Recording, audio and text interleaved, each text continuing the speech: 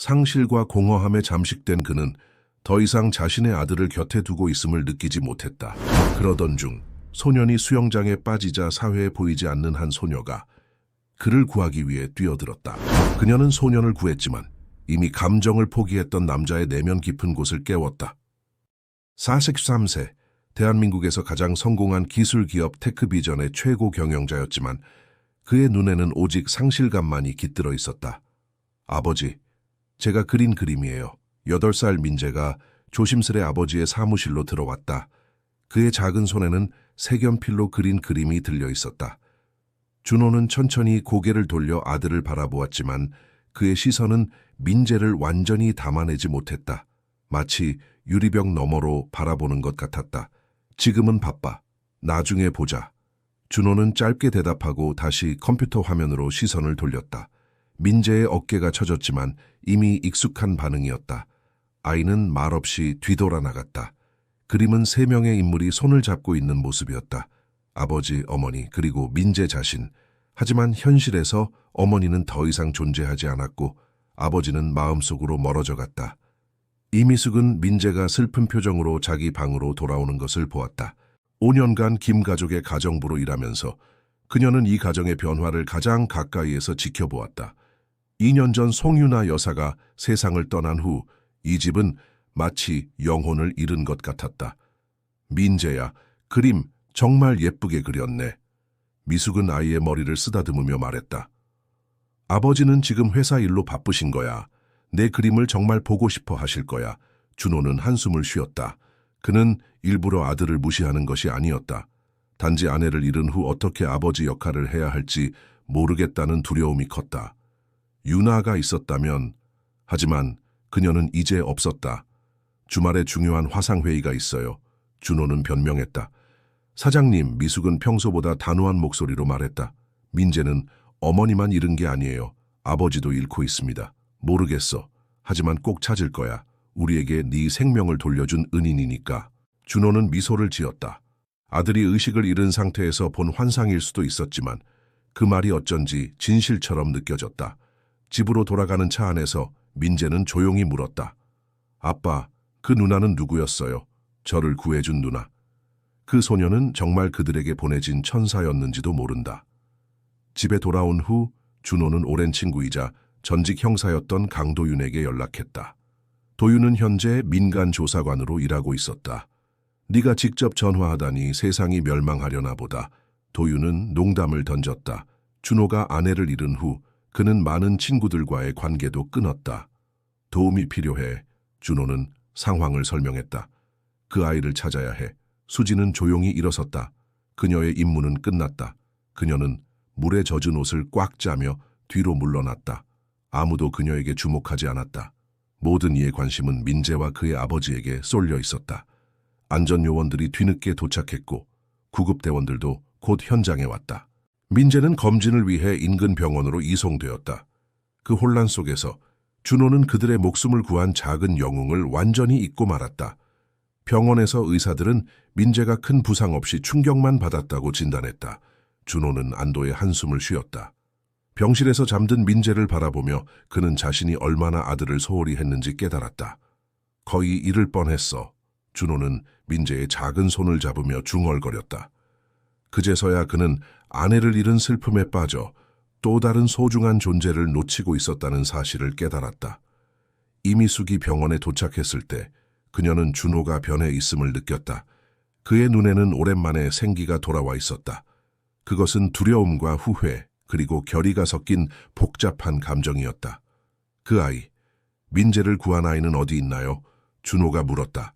이미숙은 어깨를 으쓱했다. 사라졌어요. 아무도 그 아이가 누구인지 모른대요. 준호는 창밖을 바라보았다. 서울의 밤하늘에는 별이 거의 보이지 않았다. 찾아야겠어요. 그 아이를 꼭 찾아야 해요. 민재는 고개를 끄덕였다. 그 누나는 마치 천사 같았어요. 하얀 빛이 그 누나 주위에 있는 것 같았어요. 그날 밤, 준호는 오랜만에 아내의 사진을 꺼내보았다. 유나의 미소는 여전히 그의 마음을 아프게 했다. 어떻게 해야 할지 모르겠어. 그는 속삭였다. 너 없이 어떻게 민재를 키워야 할지. 무슨 일이죠? 준호는 피곤한 목소리로 물었다. 민재가 요즘 자주 악몽을 꾸고 있어요. 학교에서도 친구들과 잘 어울리지 못한다고 합니다. 미숙은 조심스럽게 말을 이었다. 아이에게 좀 더 시간을 내주셨으면 해요. 이번 주말에는 어디 같이 나가보시는 건 어떨까요? 롯데월드 워터파크가 새로 문을 열었다고 하던데. 민재의 얼굴에 환한 미소가 번졌다. 그것은 준호가 오랫동안 보지 못했던 미소였다. 롯데월드 워터파크는 사람들로 붐볐다. 민재는 신이 나서 이곳저곳을 가리키며 뛰어다녔다. 준호는 오랜만에 아들의 순수한 기쁨을 지켜보았고 잠시나마 자신의 슬픔을 잊을 수 있었다. 하지만 휴대폰이 울리자 그 짧은 평화는 깨졌다. 중요한 투자자와의 통화였다. 민재야, 아빠, 잠깐만. 준호는 민재에게 말하고 한쪽으로 물러나 전화를 받았다. 통화는 생각보다 길어졌고 그는 점점 업무 모드로 돌아갔다. 민재는 아버지가 전화하는 동안 수영장 가장자리에서 기다렸다. 다른 아이들은 부모님과 함께 즐겁게 놀고 있었다. 민재는 그런 가족들을 부러운 눈으로 바라보았다. 그때 한 어린 여자아이가 물속에서 멋진 다이빙을 선보였다. 주변 사람들이 박수를 쳤고 그녀의 부모님은 자랑스러워하며 그녀를 안아주었다. 민재는 아버지를 바라보았다. 준호는 여전히 전화에 집중하고 있었다. 민재는 결심했다. 자신도 멋진 다이빙을 해서 아버지의 관심을 끌어보기로 한 것이다. 그는 수영을 조금 할 줄 알았지만 다이빙은 해본 적이 없었다. 하지만 아버지의 관심을 받기 위해서라면 민재는 깊은 풀장 쪽으로 걸어갔다. 아빠가 나를 보게 해줘 라는 생각만이 그의 머릿속을 가득 채웠다. 민재는 수영장 가장자리에 서서 깊은 숨을 들이마셨다. 주변의 소음은 점점 멀어지는 것 같았다. 그의 눈은 오직 아버지를 향해 있었다. 준호는 여전히 전화 통화에 몰두해 있었고 아들이 위험한 곳에 서 있다는 사실을 알지 못했다. 이봐, 꼬마야, 거기는 위험해. 수영장 안전요원이 외쳤지만 민재의 귀에는 들리지 않았다. 그는 오직 아버지의 관심을 끌고 싶은 마음뿐이었다. 민재는 뛰어들었다. 그러나 그의 작은 몸이 물과 부딪히는 순간 모든 것이 계획대로 되지 않았다. 그는 미끄러져 머리를 풀장 가장자리에 부딪혔고 충격으로 의식을 잃었다. 그의 작은 몸이 물속으로 천천히 가라앉기 시작했다. 주변 사람들은 처음에는 일상적인 다이빙으로 생각했다. 하지만 민재가 다시 수면 위로 올라오지 않자 공포에 질린 비명이 터져 나왔다. 저기 아이가 빠졌어요. 한 여성이 소리쳤다. 그 외침에 준호는 전화 통화 중이던 상황에서 벗어나 주변을 살펴보았다. 처음에는 무슨 일인지 이해하지 못했다.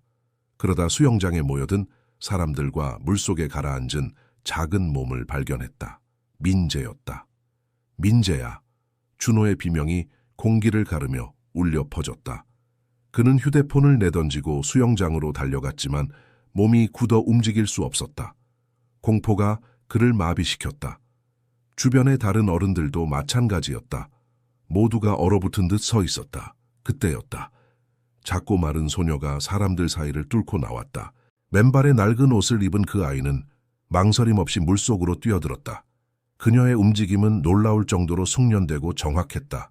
수지는 그날 우연히 워터파크에 있었다. 사실 그녀는 입장권을 살 돈이 없었다. 어머니 혜지는 청소 일을 하기 위해 이곳에 왔고 수지는 그저 어머니를 따라왔을 뿐이었다. 어머니가 일하는 동안 그녀는 몰래 수영장 구경을 하고 있었다. 수지는 순식간에 민재에게 도달했다. 그녀는 작은 몸으로 민재를 끌어안고 수면 위로 올라왔다. 사람들은 숨을 죽이고 지켜보았다. 수지는 민재를 풀장 가장자리로 끌어올린 후 곧바로 심폐소생술을 시작했다. 비켜주세요. 공간이 필요해요. 수진의 목소리는 어린 나이에도 불구하고 단호했다. 그녀의 손은 정확하게 민재의 가슴을 압박했고 숨을 불어넣었다. 민재는 희미하게 웃었지만 그의 눈에는 믿음이 없었다. 괜찮아요, 이모. 아빠는 항상 바쁘시니까요. 미숙은 가슴이 아팠다. 준호는 뛰어난 기업가였지만 아내의 갑작스러운 병으로 그녀를 잃은 후 완전히 달라졌다. 그는 자신의 슬픔에 갇혀 가장 소중한 것, 바로 눈앞에 있는 자신의 아들까지 보지 못했다. 그날 밤 준호는 여느 때처럼 늦게 귀가했다. 그는 조용히 민재의 방을 들여다보았다. 아들은 이미 깊은 잠에 빠져 있었고 그의 침대 옆 책상에는 그 그림이 놓여 있었다. 준호는 그림을 집어들었지만 오래 바라보지 못했다. 그림 속 행복한 가족의 모습은 너무 아팠다. 그는 그림을 내려놓고 방을 나왔다. 복도에서 미숙과 마주쳤다.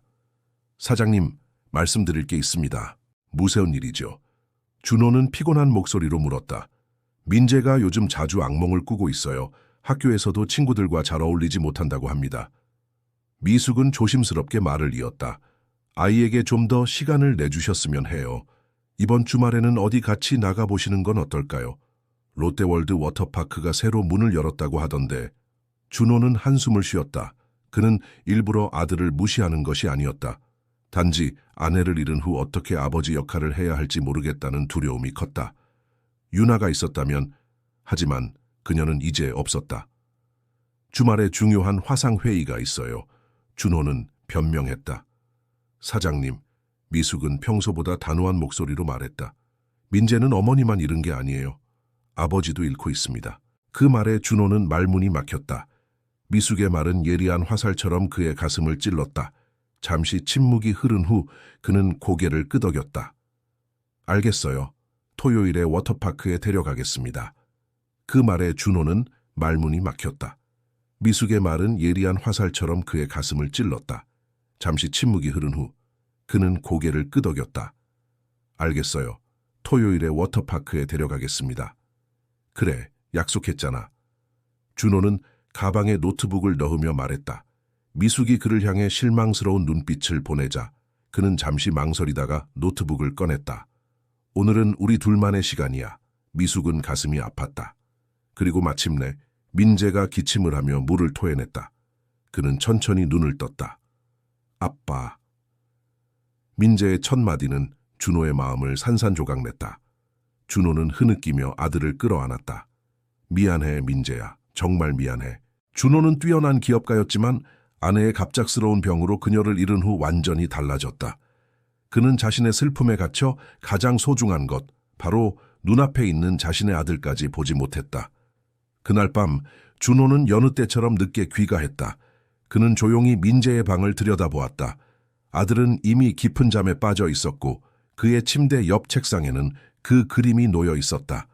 준호는 그림을 집어들었지만 오래 바라보지 못했다. 그림 속 행복한 가족의 모습은 너무 아팠다. 그는 그림을 내려놓고 방을 나왔다. 복도에서 미숙과 마주쳤다. 사장님, 말씀드릴 게 있습니다. 민재는 희미하게 웃었지만 그의 눈에는 믿음이 없었다. 괜찮아요, 이모. 아빠는 항상 바쁘시니까요. 서울 강남의 고층 빌딩에서 내려다보는 야경은 김준호의 마음처럼 화려하면서도 차가웠다. 한때는 그 빛나는 불빛들이 그에게 희망과 성취감을 주었지만 지금은 그저 공허함만 남겨줄 뿐이었다. 준호는 창문에 비친 자신의 모습을 바라보았다. 그날 밤 준호는 오랜만에 아내의 사진을 꺼내보았다. 유나의 미소는 여전히 그의 마음을 아프게 했다.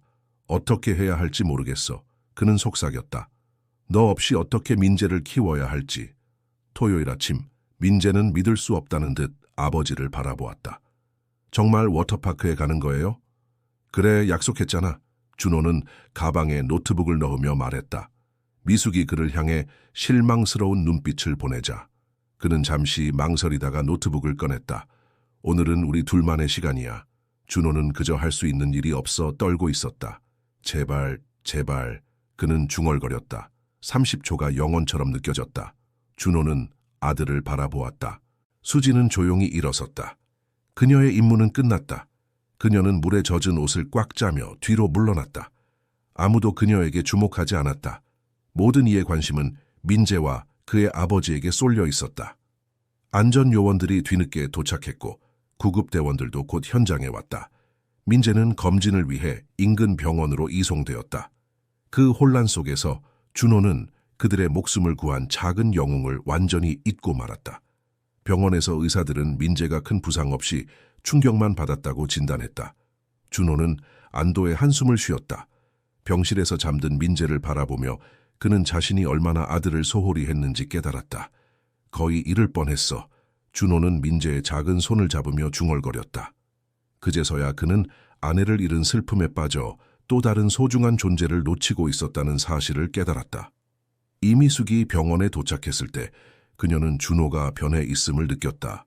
그의 눈에는 오랜만에 생기가 돌아와 있었다. 그것은 두려움과 후회, 그리고 결의가 섞인 복잡한 감정이었다. 그 아이, 민재를 구한 아이는 어디 있나요? 준호가 물었다. 이미숙은 어깨를 으쓱했다. 사라졌어요. 아무도 그 아이가 누구인지 모른대요. 준호는 창밖을 바라보았다. 서울의 밤하늘에는 별이 거의 보이지 않았다. 찾아야겠어요. 그 아이를 꼭 찾아야 해요. 다음 날 민재는 퇴원했다. 준호는 아들을 바라보았다. 모르겠어. 하지만 꼭 찾을 거야. 우리에게 네 생명을 돌려준 은인이니까. 민재는 고개를 끄덕였다. 그 누나는 마치 천사 같았어요. 하얀 빛이 그 누나 주위에 있는 것 같았어요. 준호는 미소를 지었다. 아들이 의식을 잃은 상태에서 본 환상일 수도 있었지만 그 말이 어쩐지 진실처럼 느껴졌다. 그 소녀는 정말 그들에게 보내진 천사였는지도 모른다. 집에 돌아온 후 준호는 오랜 친구이자 전직 형사였던 강도윤에게 연락했다. 도윤은 현재 민간조사관으로 일하고 있었다. 네가 직접 전화하다니 세상이 멸망하려나 보다. 도윤은 농담을 던졌다. 준호가 아내를 잃은 후 그는 많은 친구들과의 관계도 끊었다.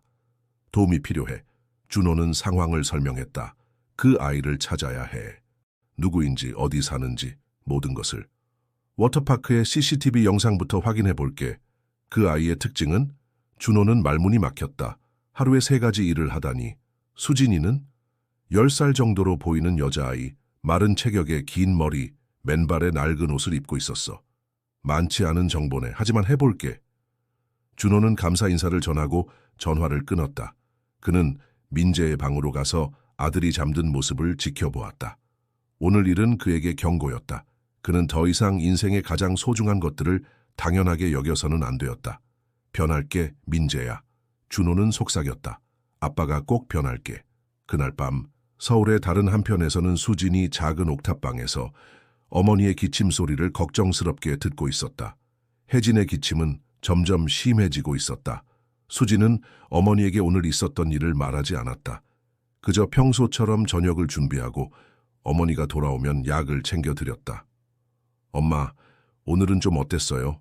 수진이 물었다. 혜진은 피곤한 미소를 지었다. 괜찮았어, 우리 수진이. 걱정하지 마. 그 아이를 찾았어. 도윤의 전화에 준호는 긴장했다. 박수진이라는 아이야. 10살, 구룡마을에 살고 있어. 10살 정도로 보이는 여자아이, 마른 체격에 긴 머리, 맨발에 낡은 옷을 입고 있었어. 준호는 감사 인사를 전하고 전화를 끊었다. 그는 민재의 방으로 가서 아들이 잠든 모습을 지켜보았다. 오늘 일은 그에게 경고였다. 그는 더 이상 인생의 가장 소중한 것들을 당연하게 여겨서는 안 되었다. 변할게, 민재야. 준호는 속삭였다. 아빠가 꼭 변할게, 구룡마을. 준호는 그 이름을 들어본 적이 있었다. 서울 강남구, 대한민국에서 가장 부유한 지역 한가운데 있는 최대 규모의 판자촌이었다. 화려한 고층 빌딩들 사이에 숨겨진 가난의 섬과도 같은 곳. 어머니와 단둘이 살고 있어. 아버지는 수진이가 2살 때 가족을 버렸대. 어머니 박혜진 씨는 현재 3군데에서 일하고 있어. 아침에는 구룡마을 근처 카페에서 청소, 낮에는 롯데월드 워터파크에서 미화원으로, 저녁에는 강남역 근처 식당에서 설거지를 해. 누구인지, 어디 사는지, 모든 것을. 준호는 깊은 생각에 잠겼다. 주소를 알려줘. 그날 밤 서울의 다른 한편에서는 수진이 작은 옥탑방에서 어머니의 기침 소리를 걱정스럽게 듣고 있었다. 혜진의 기침은 점점 심해지고 있었다. 혜진이었다. 그녀는 준호를 보고 놀랐고 곧 경계하는 표정으로 변했다. 누구세요? 그녀의 목소리는 날카로웠다. 수진이 재빨리 설명했다. 엄마, 이 아저씨는 워터파크에서 제가 구해준 아이의 아버지예요. 혜진은 거부하려 했지만 다시 기침이 터져 나왔다. 이번에는 더 심했다. 그녀는 더 이상 저항할 힘이 없었다. 서울대학병원에서 의사들은 혜진에게 결핵 진단을 내렸다. 그것도 상당히 진행된 상태였다. 의사는 준호에게 따로 이야기했다. 빨리 입원해서 치료를 시작해야 합니다. 이미 많이 진행되었습니다. 그녀가 오랫동안 증상을 무시했던 것 같습니다. 수지는 잠시 생각에 잠겼다. 저는 우리 집에서 지낼 수 있어요. 혼자서도 잘 할 수 있어요. 수지는 잠시 망설이다가 대답했다. 들어오세요. 하지만 엄마는 아직 일하러 나가셨어요. 준호는 허리를 숙여 작은 문을 통과했다. 안은 생각보다 깨끗하고 정돈되어 있었지만 공간은 매우 협소했다. 전체 면적이 그의 집 화장실보다도 작았다. 한쪽에는 낡은 2층 침대가 있었고 다른 쪽에는 작은 탁자와 싱크대가 전부였다. 그러나 준호의 눈길을 끈 것은 벽에 빼곡히 붙어있는 과학 포스터와 직접 그린 듯한 과학 도표들이었다. 태양계, 인체 구조, 물의 순환, 다양한 화학 반응 등이 상세하게 그려져 있었다. 이것들을 다 네가 그린 거니? 준호가 놀라워하며 물었다.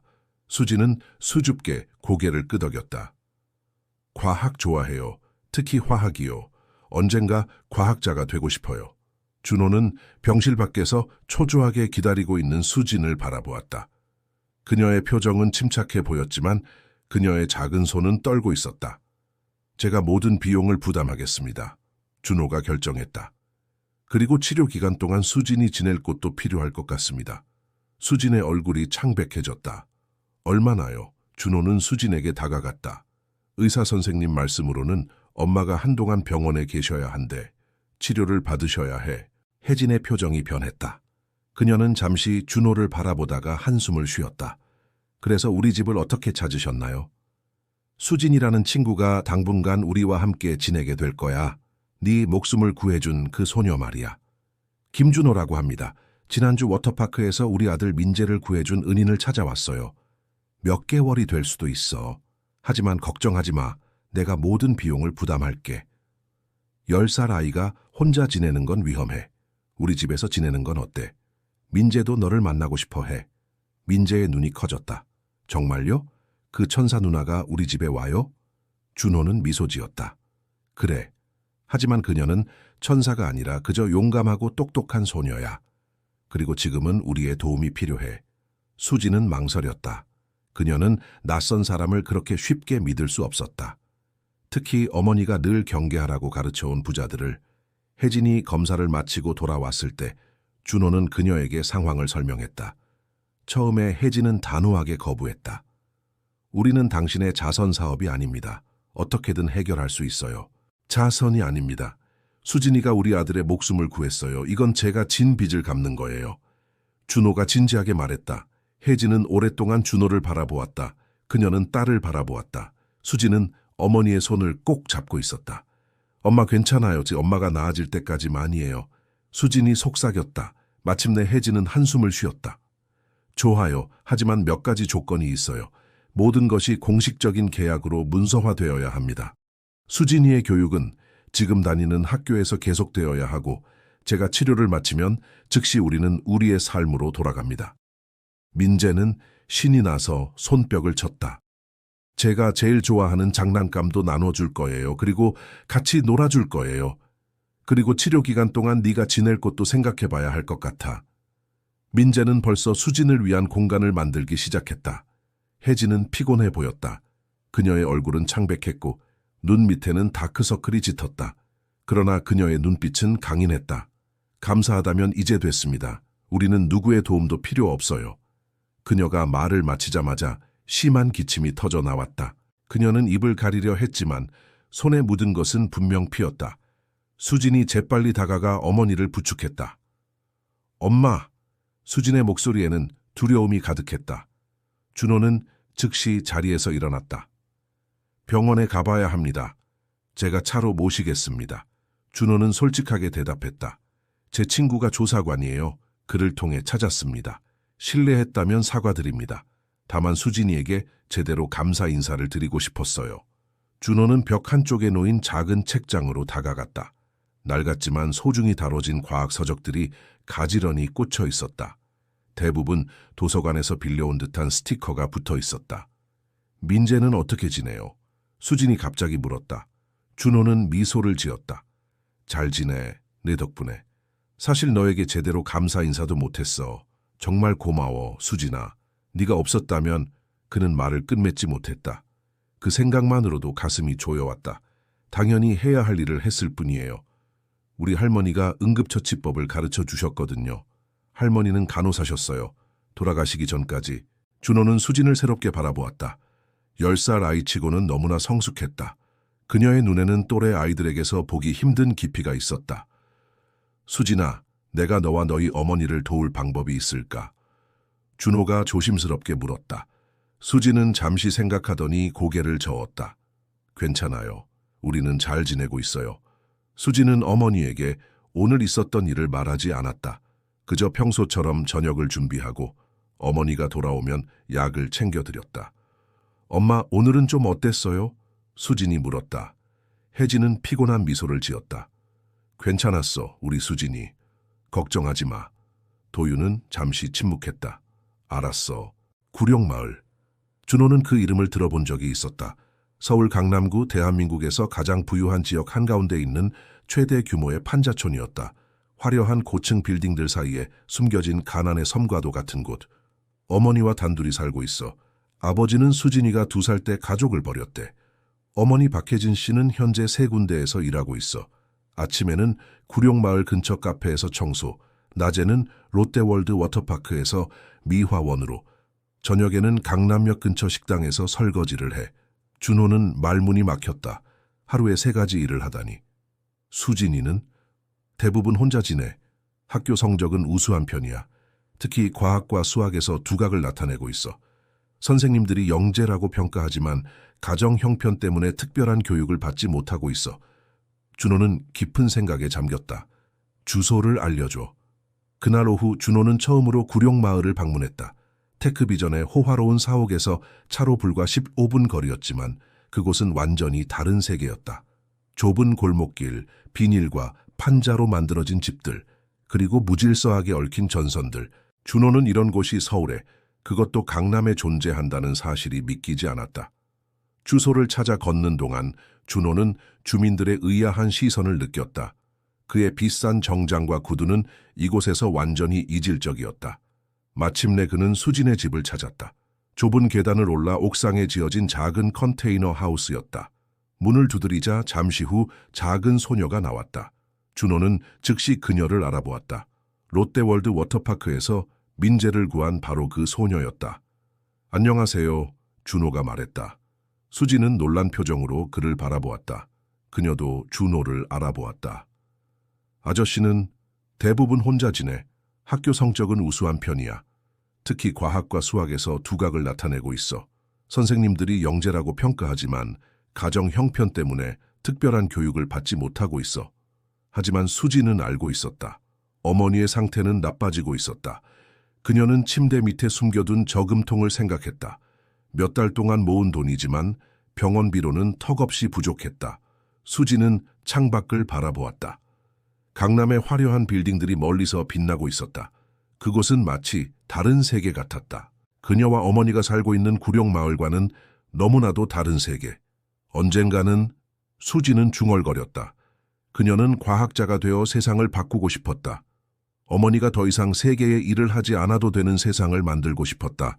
그녀는 그날 구한 소년을 생각했다. 그 아이의 아버지는 분명 부자였다. 그들은 어떤 삶을 살고 있을까? 수지는 궁금했지만 그것은 그저 잠시 스쳐 지나가는 생각일 뿐이었다.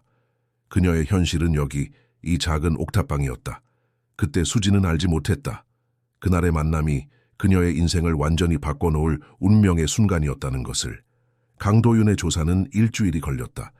그동안 준호는 민재와 더 많은 시간을 보내기 시작했다. 아침 식사를 함께하고 저녁에는 민재의 숙제를 도와주었다. 작은 변화였지만 민재의 눈빛이 달라지고 있었다. 두려움과 외로움 대신 희망의 빛이 돌아오고 있었다. 김준호라고 합니다. 지난주 워터파크에서 우리 아들 민재를 구해준 은인을 찾아왔어요. 수지는 잠시 망설이다가 대답했다. 들어오세요. 하지만 엄마는 아직 일하러 나가셨어요. 준호는 허리를 숙여 작은 문을 통과했다. 안은 생각보다 깨끗하고 정돈되어 있었지만 공간은 매우 협소했다. 전체 면적이 그의 집 화장실보다도 작았다. 한쪽에는 낡은 2층 침대가 있었고 다른 쪽에는 작은 탁자와 싱크대가 전부였다. 그러나 준호의 눈길을 끈 것은 벽에 빼곡히 붙어있는 과학 포스터와 직접 그린 듯한 과학 도표들이었다. 태양계, 인체 구조, 물의 순환, 다양한 화학 반응 등이 상세하게 그려져 있었다. 이것들을 다 네가 그린 거니? 준호가 놀라워하며 물었다. 수지는 수줍게 고개를 끄덕였다. 과학 좋아해요. 특히 화학이요. 언젠가 과학자가 되고 싶어요. 준호는 벽 한쪽에 놓인 작은 책장으로 다가갔다. 낡았지만 소중히 다뤄진 과학 서적들이 가지런히 꽂혀 있었다. 대부분 도서관에서 빌려온 듯한 스티커가 붙어 있었다. 민재는 어떻게 지내요? 수진이 갑자기 물었다. 준호는 미소를 지었다. 잘 지내, 내 덕분에. 사실 너에게 제대로 감사 인사도 못했어. 정말 고마워, 수진아. 네가 없었다면... 그는 말을 끝맺지 못했다. 그 생각만으로도 가슴이 조여왔다. 당연히 해야 할 일을 했을 뿐이에요. 우리 할머니가 응급처치법을 가르쳐 주셨거든요. 할머니는 간호사셨어요. 돌아가시기 전까지. 준호는 수진을 새롭게 바라보았다. 10살 아이치고는 너무나 성숙했다. 그녀의 눈에는 또래 아이들에게서 보기 힘든 깊이가 있었다. 수진아, 내가 너와 너희 어머니를 도울 방법이 있을까?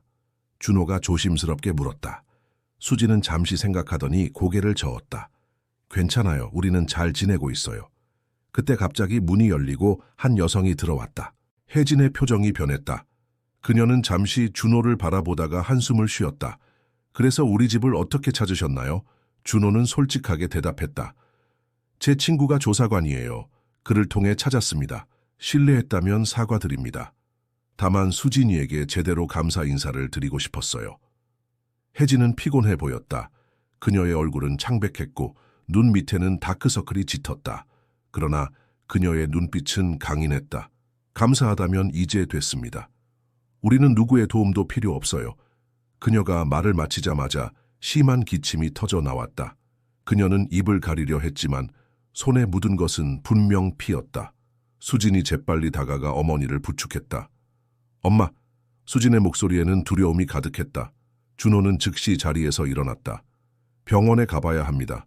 제가 차로 모시겠습니다. 혜진은 거부하려 했지만 다시 기침이 터져 나왔다. 이번에는 더 심했다. 그녀는 더 이상 저항할 힘이 없었다. 서울대학병원에서 의사들은 혜진에게 결핵 진단을 내렸다.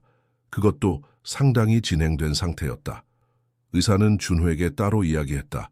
빨리 입원해서 치료를 시작해야 합니다. 이미 많이 진행되었습니다. 그녀가 오랫동안 증상을 무시했던 것 같습니다. 준호는 병실 밖에서 초조하게 기다리고 있는 수진을 바라보았다. 그녀의 표정은 침착해 보였지만 그녀의 작은 손은 떨고 있었다. 제가 모든 비용을 부담하겠습니다. 준호가 결정했다. 그리고 치료 기간 동안 수진이 지낼 곳도 필요할 것 같습니다.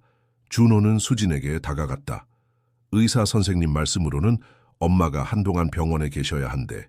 치료를 받으셔야 해. 수진의 얼굴이 창백해졌다. 얼마나요? 몇 개월이 될 수도 있어. 하지만 걱정하지 마. 내가 모든 비용을 부담할게. 그리고 치료 기간 동안 네가 지낼 곳도 생각해봐야 할 것 같아. 수진은 잠시 생각에 잠겼다. 저는 우리 집에서 지낼 수 있어요. 혼자서도 잘 할 수 있어요. 준호는 고개를 저었다. 10살 아이가 혼자 지내는 건 위험해. 우리 집에서 지내는 건 어때? 민재도 너를 만나고 싶어 해. 수진은 망설였다. 그녀는 낯선 사람을 그렇게 쉽게 믿을 수 없었다. 특히 어머니가 늘 경계하라고 가르쳐온 부자들을. 혜진이 검사를 마치고 돌아왔을 때 준호는 그녀에게 상황을 설명했다. 처음에 혜진은 단호하게 거부했다. 우리는 당신의 자선 사업이 아닙니다. 어떻게든 해결할 수 있어요. 자선이 아닙니다. 수진이가 우리 아들의 목숨을 구했어요. 이건 제가 진 빚을 갚는 거예요. 준호가 진지하게 말했다. 혜진은 오랫동안 준호를 바라보았다. 그녀는 딸을 바라보았다. 수진은 어머니의 손을 꼭 잡고 있었다. 엄마 괜찮아요. 엄마가 나아질 때까지만이에요. 수진이 속삭였다. 마침내 혜진은 한숨을 쉬었다. 좋아요. 하지만 몇 가지 조건이 있어요. 모든 것이 공식적인 계약으로 문서화되어야 합니다. 수진이의 교육은 지금 다니는 학교에서 계속되어야 하고 제가 치료를 마치면 즉시 우리는 우리의 삶으로 돌아갑니다. 준호는 고개를 끄덕였다. 당연합니다. 내일 변호사를 통해 모든 것을 준비하겠습니다. 그날 밤 준호는 민재에게 상황을 설명했다. 민재의 눈이 커졌다. 정말요? 그 천사 누나가 우리 집에 와요? 준호는 미소 지었다. 그래. 하지만 그녀는 천사가 아니라 그저 용감하고 똑똑한 소녀야. 그리고 지금은 우리의 도움이 필요해. 민재는 신이 나서 손뼉을 쳤다. 제가 제일 좋아하는 장난감도 나눠줄 거예요. 그리고 같이 놀아줄 거예요. 준호는 고개를 저었다. 준호는 아들의 순수한 기쁨을 보며 가슴이 따뜻해졌다.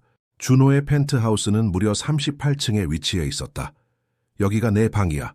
준호는 수진을 넓은 객실로 안내했다. 그 방은 수진이 살던 집 전체보다도 컸다. 킹사이즈 침대, 드레싱룸, 전용 욕실까지 갖춰져 있었다. 수진은 말을 잇지 못했다. 그녀의 작은 가방은 이 넓은 공간 속에서 더욱 초라해 보였다. 마음껏 사용해. 필요한 게 있으면 언제든 말해줘. 준호가 말했다. 수진은 고개를 끄덕였지만 그녀의 눈에는 불안함이 가득했다. 이 모든 것이 너무 비현실적으로 느껴졌다. 엄마 없이 낯선 집에서 지낸다는 사실이 그녀를 불안하게 만들었다. 수진 누나, 민재가 방으로 뛰어들어왔다. 그의 얼굴에는 환한 미소가 가득했다. 우리 이제 같이 살게 됐어요. 너무 좋아요. 민재의 순수한 환영에 수진은 조금 마음이 놓였다. 적어도 이 아이는 진심으로 그녀를 반기는 것 같았다. 우리 같이 놀래요. 제가 레고도 있고 과학실험 세트도 있어요. 민재가 신이 나서 말했다. 준호는 미소를 지었다. 민재야, 수진이가 아직 짐도 풀지 않았어. 조금 시간을 줘야지. 불편하면 언제든지 말해. 억지로 있을 필요 없어. 수진은 잠시 침묵했다. 엄마, 빨리 나와요. 그럼 우리 다시 같이 살 수 있잖아요. 수진은 쑥스럽게 웃었다. 제가 보통 이 시간에 일어나요. 엄마가 출근하기 전에 아침 준비를 해야 해서요. 준호는 물론이라며 전화기를 건넸다. 수진은 잠시 혼자 있고 싶다며 방으로 들어갔다. 엄마? 수진의 목소리가 떨렸다. 수진아, 어떻게 지내니? 혜진의 목소리는 피곤했지만 따뜻했다. 서울의 밤하늘에는 별이 거의 보이지 않았다. 그녀는 구룡마을에서 보던 작은 하늘 조각이 그리웠다. 첫밤, 수진은 잠을 이루지 못했다. 너무 넓고 부드러운 침대가 오히려 불편했다. 그녀는 새벽녘에야 겨우 잠이 들었다. 다음 날 아침, 수진은 일찍 일어나 자신의 방을 정리했다. 평소처럼 아침 식사도 준비하려 했지만 이미 이미숙이 모든 것을 준비해 놓은 상태였다. 일찍 일어났구나.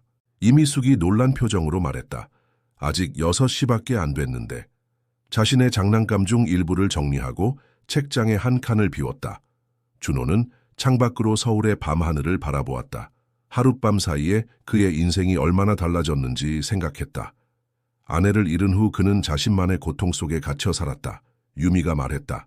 수지는 고개를 끄덕이고 학교로 들어갔다. 친구들이 그녀를 보고 놀란 표정을 지었다. 수지는 평소와 다르게 깨끗한 교복을 입고 새 가방을 메고 있었다. 그리고 고급 세단에서 내렸다. 수진아, 어제 어디 있었어? 친구 미나가 물었다. 갑자기 학교에 안 나와서 걱정했어. 민재는 활짝 웃었다.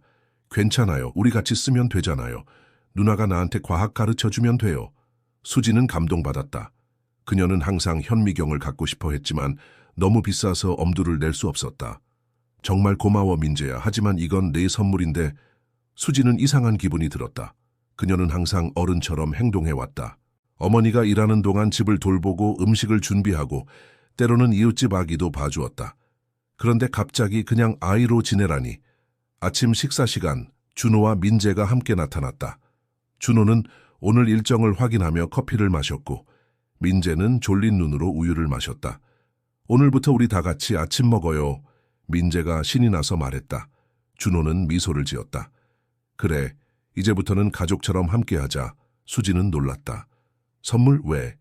수지는 어떻게 설명해야 할지 몰랐다. 엄마가 아파서. 지금은 병원에 계셔. 이미숙은 마음이 아팠다. 10살 아이가 매일 이 시간에 일어나 집안일을 한다는 사실이 믿기지 않았다. 이제는 그럴 필요 없어. 여기서는 네가 아이로 지내면 돼. 학교 가고 숙제하고 놀고 그게 내 일이야. 병원에서 돌아온 후 수지는 조용히 자신의 방에 머물렀다. 그녀는 학교 숙제를 하려 했지만 집중이 되지 않았다. 어머니의 창백한 얼굴이 자꾸 떠올랐다.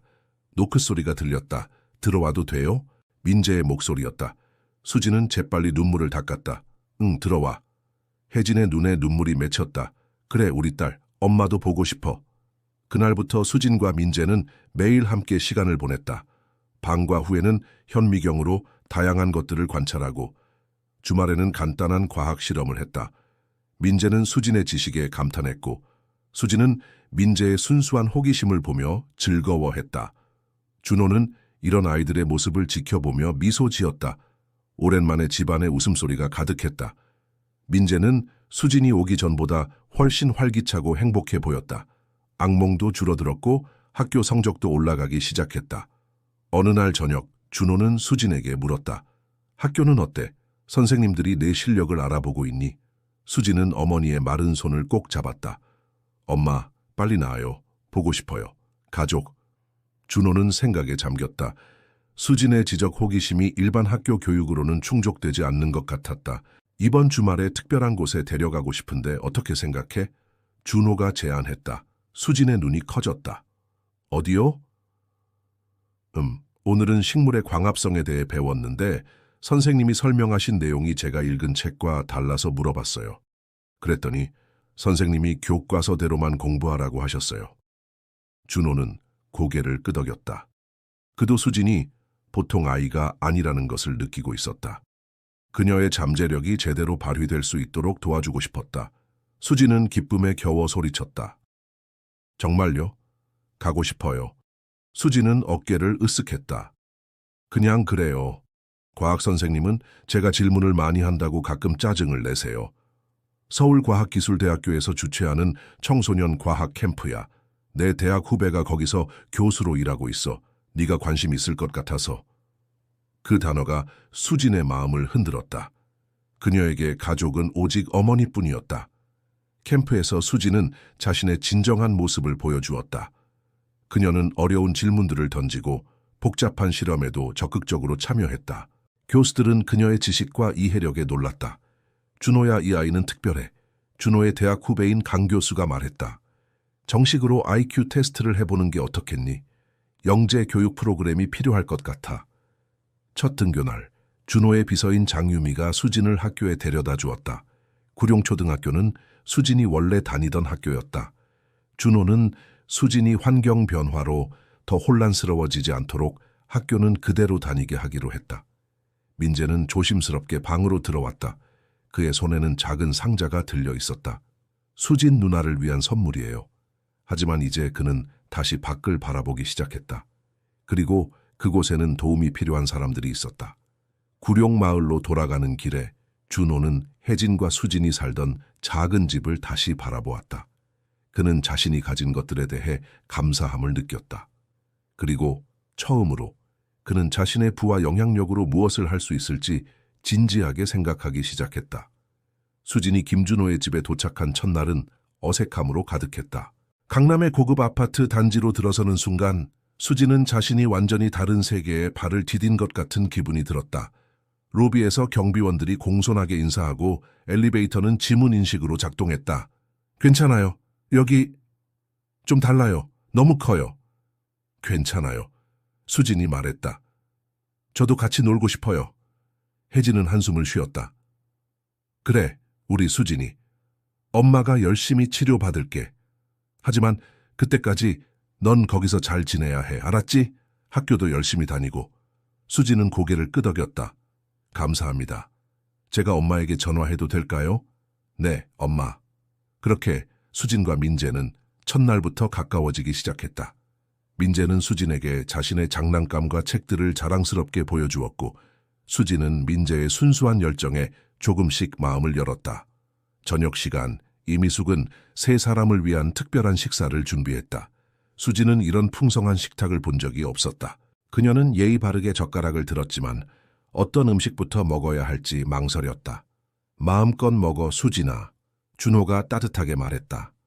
식사 후 준호는 수진에게 내일부터의 일정을 설명했다. 내 비서가 너를 학교에 데려다주고 데리러 올 거야. 그리고 방과 후에는 엄마를 병원에 만나러 갈 수 있어. 그래, 같이 사용하자. 내가 재미있는 실험 많이 알려줄게. 수진은 망설였다. 잠시 다른 집에서 지내고 있어. 그럼 너는 어디서 지내? 혜진은 딸의 머리를 쓰다듬었다. 우리 수진이가 최고야. 엄마는 네가 자랑스러워. 아빠가 말했어요. 누나가 과학을 좋아한대요. 이거 제 생일 선물이었는데 누나한테 주고 싶어요. 누나가 날 구해줬잖아요. 그리고 이제 우리 친구니까. 민재는 상자를 내밀었다. 수지는 조심스럽게 상자를 열었다. 안에는 작은 현미경 세트가 들어있었다. 와, 이게 뭐야?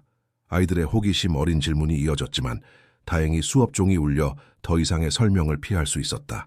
방과 후 약속대로 유미가 수진을 기다리고 있었다. 그녀는 수진을 데리고 서울대학 병원으로 향했다. 병원에서 수진은 어머니를 만났다. 혜진은 이미 치료를 시작했고 의사들은 긍정적인 전망을 내놓았다. 수진은 어머니에게 학교에서 있었던 일을 이야기했지만 김준호의 집에서의 생활에 대해서는 많이 말하지 않았다. 혜진이 걱정할까봐 두려웠다. 공부는 잘하고 있니? 혜진이 물었다. 수진은 고개를 끄덕였다. 민재의 순수한 환영에 수진은 조금 마음이 놓였다. 적어도 이 아이는 진심으로 그녀를 반기는 것 같았다. 우리 같이 놀래요? 제가 레고도 있고 과학 실험 세트도 있어요. 민재가 신이 나서 말했다. 준호는 미소를 지었다. 민재야, 수진이가 아직 짐도 풀지 않았어. 조금 시간을 줘야지. 괜찮아요. 수진이 말했다.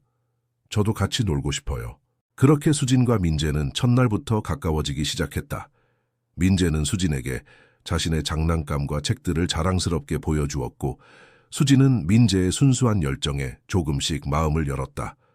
저녁 시간, 이미숙은 세 사람을 위한 특별한 식사를 준비했다. 수진은 이런 풍성한 식탁을 본 적이 없었다. 그녀는 예의 바르게 젓가락을 들었지만 어떤 음식부터 먹어야 할지 망설였다. 마음껏 먹어 수진아, 준호가 따뜻하게 말했다. 식사 후 준호는 수진에게 내일부터의 일정을 설명했다. 내 비서가 너를 학교에 데려다주고 데리러 올 거야. 그리고 방과 후에는 엄마를 병원에 만나러 갈 수 있어. 수진은 고개를 끄덕였다. 감사합니다. 제가 엄마에게 전화해도 될까요? 준호는 물론이라며 전화기를 건넸다. 수진은 잠시 혼자 있고 싶다며 방으로 들어갔다. 엄마? 수진의 목소리가 떨렸다. 수진아, 어떻게 지내니? 혜진의 목소리는 피곤했지만 따뜻했다. 괜찮아요. 여기 좀 달라요. 너무 커요. 불편하면 언제든지 말해. 억지로 있을 필요 없어. 수진은 잠시 침묵했다. 엄마 빨리 나아요. 그럼 우리 다시 같이 살 수 있잖아요. 혜진은 한숨을 쉬었다. 그래, 우리 수진이. 엄마가 열심히 치료받을게. 하지만 그때까지 넌 거기서 잘 지내야 해. 알았지? 학교도 열심히 다니고. 네, 엄마. 전화를 끊은 후 수진은 창밖을 바라보았다. 수진은 쑥스럽게 웃었다. 제가 보통 이 시간에 일어나요. 엄마가 출근하기 전에 아침 준비를 해야 해서요. 이미숙은 마음이 아팠다. 10살 아이가 매일 이 시간에 일어나 집안일을 한다는 사실이 믿기지 않았다. 이제는 그럴 필요 없어. 여기서는 네가 아이로 지내면 돼. 학교 가고 숙제하고 놀고 그게 내 일이야. 수진은 이상한 기분이 들었다. 그녀는 항상 어른처럼 행동해왔다. 어머니가 일하는 동안 집을 돌보고 음식을 준비하고 때로는 이웃집 아기도 봐주었다. 그런데 갑자기 그냥 아이로 지내라니. 아침 식사 시간, 준호와 민재가 함께 나타났다. 준호는 오늘 일정을 확인하며 커피를 마셨고 민재는 졸린 눈으로 우유를 마셨다. 오늘부터 우리 다 같이 아침 먹어요. 민재가 신이 나서 말했다. 준호는 미소를 지었다. 그래, 이제부터는 가족처럼 함께하자. 오후 3시에 정문에서 기다릴게요. 수지는 어떻게 설명해야 할지 몰랐다. 엄마가 아파서 지금은 병원에 계셔. 그럼 너는 어디서 지내? 수지는 망설였다. 잠시 다른 집에서 지내고 있어. 네, 엄마. 선생님이 이번에도 제가 반에서 1등 할 거래요. 혜진은 딸의 머리를 쓰다듬었다. 우리 수진이가 최고야. 엄마는 네가 자랑스러워. 수지는 어머니의 마른 손을 꼭 잡았다. 엄마 빨리 나아요. 보고 싶어요. 혜진의 눈에 눈물이 맺혔다. 그래, 우리 딸 엄마도 보고 싶어. 병원에서 돌아온 후 수지는 조용히 자신의 방에 머물렀다. 그녀는 학교 숙제를 하려 했지만 집중이 되지 않았다. 어머니의 창백한 얼굴이 자꾸 떠올랐다. 노크 소리가 들렸다. 들어와도 돼요? 민재의 목소리였다. 수지는 재빨리 눈물을 닦았다. 응, 들어와. 민재는 조심스럽게 방으로 들어왔다. 그의 손에는 작은 상자가 들려 있었다. 수진 누나를 위한 선물이에요. 수지는 놀랐다. 선물? 왜? 누나가 날 구해줬잖아요. 그리고 이제 우리 친구니까. 민재는 상자를 내밀었다. 수지는 조심스럽게 상자를 열었다. 안에는 작은 현미경 세트가 들어있었다. 와, 이게 뭐야? 아빠가 말했어요. 누나가 과학을 좋아한대요. 이거 제 생일 선물이었는데 누나한테 주고 싶어요. 수지는 감동받았다. 그녀는 항상 현미경을 갖고 싶어 했지만 너무 비싸서 엄두를 낼 수 없었다. 정말 고마워, 민재야. 하지만 이건 네 선물인데. 민재는 활짝 웃었다. 괜찮아요. 우리 같이 쓰면 되잖아요. 누나가 나한테 과학 가르쳐주면 돼요. 수지는 민재를 바라보았다. 처음에는 그저 구해준 아이라고만 생각했는데 이제는 그가 진정한 친구가 될 수도 있겠다는 생각이 들었다. 그날부터 수진과 민재는 매일 함께 시간을 보냈다. 방과 후에는 현미경으로 다양한 것들을 관찰하고 주말에는 간단한 과학 실험을 했다. 민재는 수진의 지식에 감탄했고 수진은 민재의 순수한 호기심을 보며 즐거워했다. 준호는 이런 아이들의 모습을 지켜보며 미소 지었다. 오랜만에 집안에 웃음소리가 가득했다. 민재는 수진이 오기 전보다 훨씬 활기차고 행복해 보였다. 악몽도 줄어들었고 학교 성적도 올라가기 시작했다. 어느 날 저녁 준호는 수진에게 물었다. 학교는 어때? 선생님들이 내 실력을 알아보고 있니? 수진은 어깨를 으쓱했다. 그냥 그래요. 과학 선생님은 제가 질문을 많이 한다고 가끔 짜증을 내세요.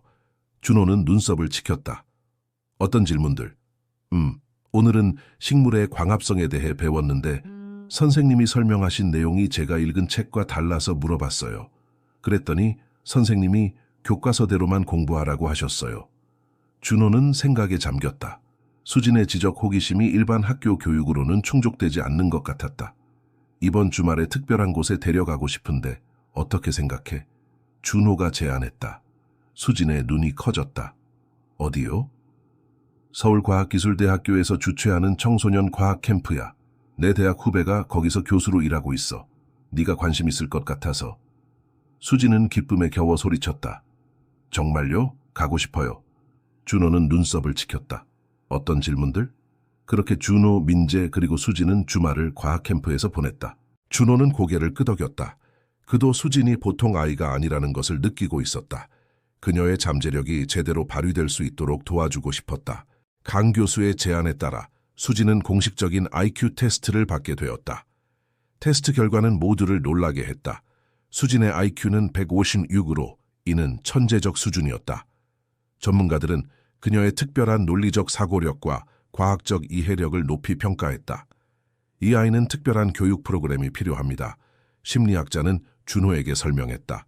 일반 교육 과정으로는 그녀의 지적 호기심을 충족시킬 수 없어요. 다음 날 준호는 수진의 학교를 방문했다. 그는 교장과 해당 교사를 만나 상황을 설명했다. 그는 수진의 IQ 테스트 결과와 전문가들의 평가를 보여주었다. 수진이는 특별한 재능을 가진 아이입니다. 그녀의 질문은 잘난 척이 아니라 순수한 지적 호기심에서 나온 겁니다. 준호는 단호하게 말했다. 아이의 배경이나 현재 상황으로 그녀를 판단하는 것은 교육자로서 적절하지 않다고 생각합니다. 준호는 고개를 끄덕였다. 그는 이미 수진을 위한 특별 교육 계획을 구상하고 있었다. 하지만 그 전에 혜진의 동의가 필요했다. 병원에서 혜진은 딸의 테스트 결과를 듣고 복잡한 감정에 휩싸였다. 한편으로는 자랑스러웠지만 다른 한편으로는 두려웠다. 이런 특별한 교육은 분명 많은 비용이 들 것이고 그녀는 준호에게 더 큰 신세를 지고 싶지 않았다. 김 사장님 정말 감사하지만 혜진이 말을 꺼냈다. 준호는 그녀의 생각을 읽은 듯 말했다. 이건 수진이를 위한 거예요. 그리고 솔직히 말하면 민재에게도 좋은 영향을 주고 있어요. 수진이가 온 이후로 민재의 성적이 크게 향상되었어요. 수업 중에 제가 질문을 했는데 선생님이 너는 이제 부잣집에 살게 됐다고 잘난 척하냐고 하셨어요. 그리고 돈으로 산 지식이라고. 혜진은 잠시 생각에 잠겼다. 그녀는 딸이 최고의 교육을 받기를 원했다. 하지만 그것이 자선으로 느껴지는 것이 불편했다. 제가 어떻게든 보답하고 싶어요. 혜진이 마침내 말했다. 준호는 잠시 망설이다가 조심스럽게 말했다. 하지만 준호는 이것이 일시적인 해결책에 불과하다는 것을 알았다. 수진이 진정으로 발전하기 위해서는 더 나은 교육 환경이 필요했다. 집으로 돌아오는 길에 준호는 수진에게 물었다. 특수 영재학교로 전학하는 건 어떻게 생각해? 수진은 고개를 저었다. 싫어요. 제 친구들이 모두 구룡초등학교에 있어요. 그리고 저는 제가 어디서 왔는지 잊고 싶지 않아요. 혜진은 놀랐다. 그녀는 단순한 자선의 대상이 아닌 파트너로서 인정받는 느낌이었다. 생각해 볼게요. 수진은 과학적 원리를 설명하고 민재는 창의적인 아이디어를 제공했다. 준호는 아이들의 프로젝트를 지원했다. 그는 필요한 재료들을 구해주고 때로는 전문가들의 조언을 구했다. 하지만 그는 최대한 간섭하지 않으려 했다. 이것은 아이들의 프로젝트였고 그들이 주도권을 갖는 것이 중요했다. 물론이지 우리가 할 수 있는 모든 지원을 해줄게. 수지는 미소를 지었다. 나도 그 문제에 관심 있어. 우리 같이 해결해 볼래? 네. 수진 누나가 말했어요. 거기는 수도 시설이 잘 안 되어 있대요. 우리가 만든 거 도움이 될 수 있을 거예요. 준호는 놀랐다. 구룡마을에? 수지는 자부심을 느꼈다. 그녀는 처음으로 자신의 지식으로 실제 문제를 해결하는 경험을 했다. 민재도 마찬가지였다. 그의 눈은 기쁨으로 빛났다. 집으로 돌아오는 차 안에서 준호는 아이들에게 말했다. 너희들이 자랑스러워. 오늘 너희는 진정한 변화를 만들었어. 민재는 잠시 생각하더니 대답했다. 사람들이 깨끗한 물을 마실 수 없는 거요. 텔레비전에서 봤어요. 세계 여러 나라에서 아이들이 더러운 물 때문에 아프대요.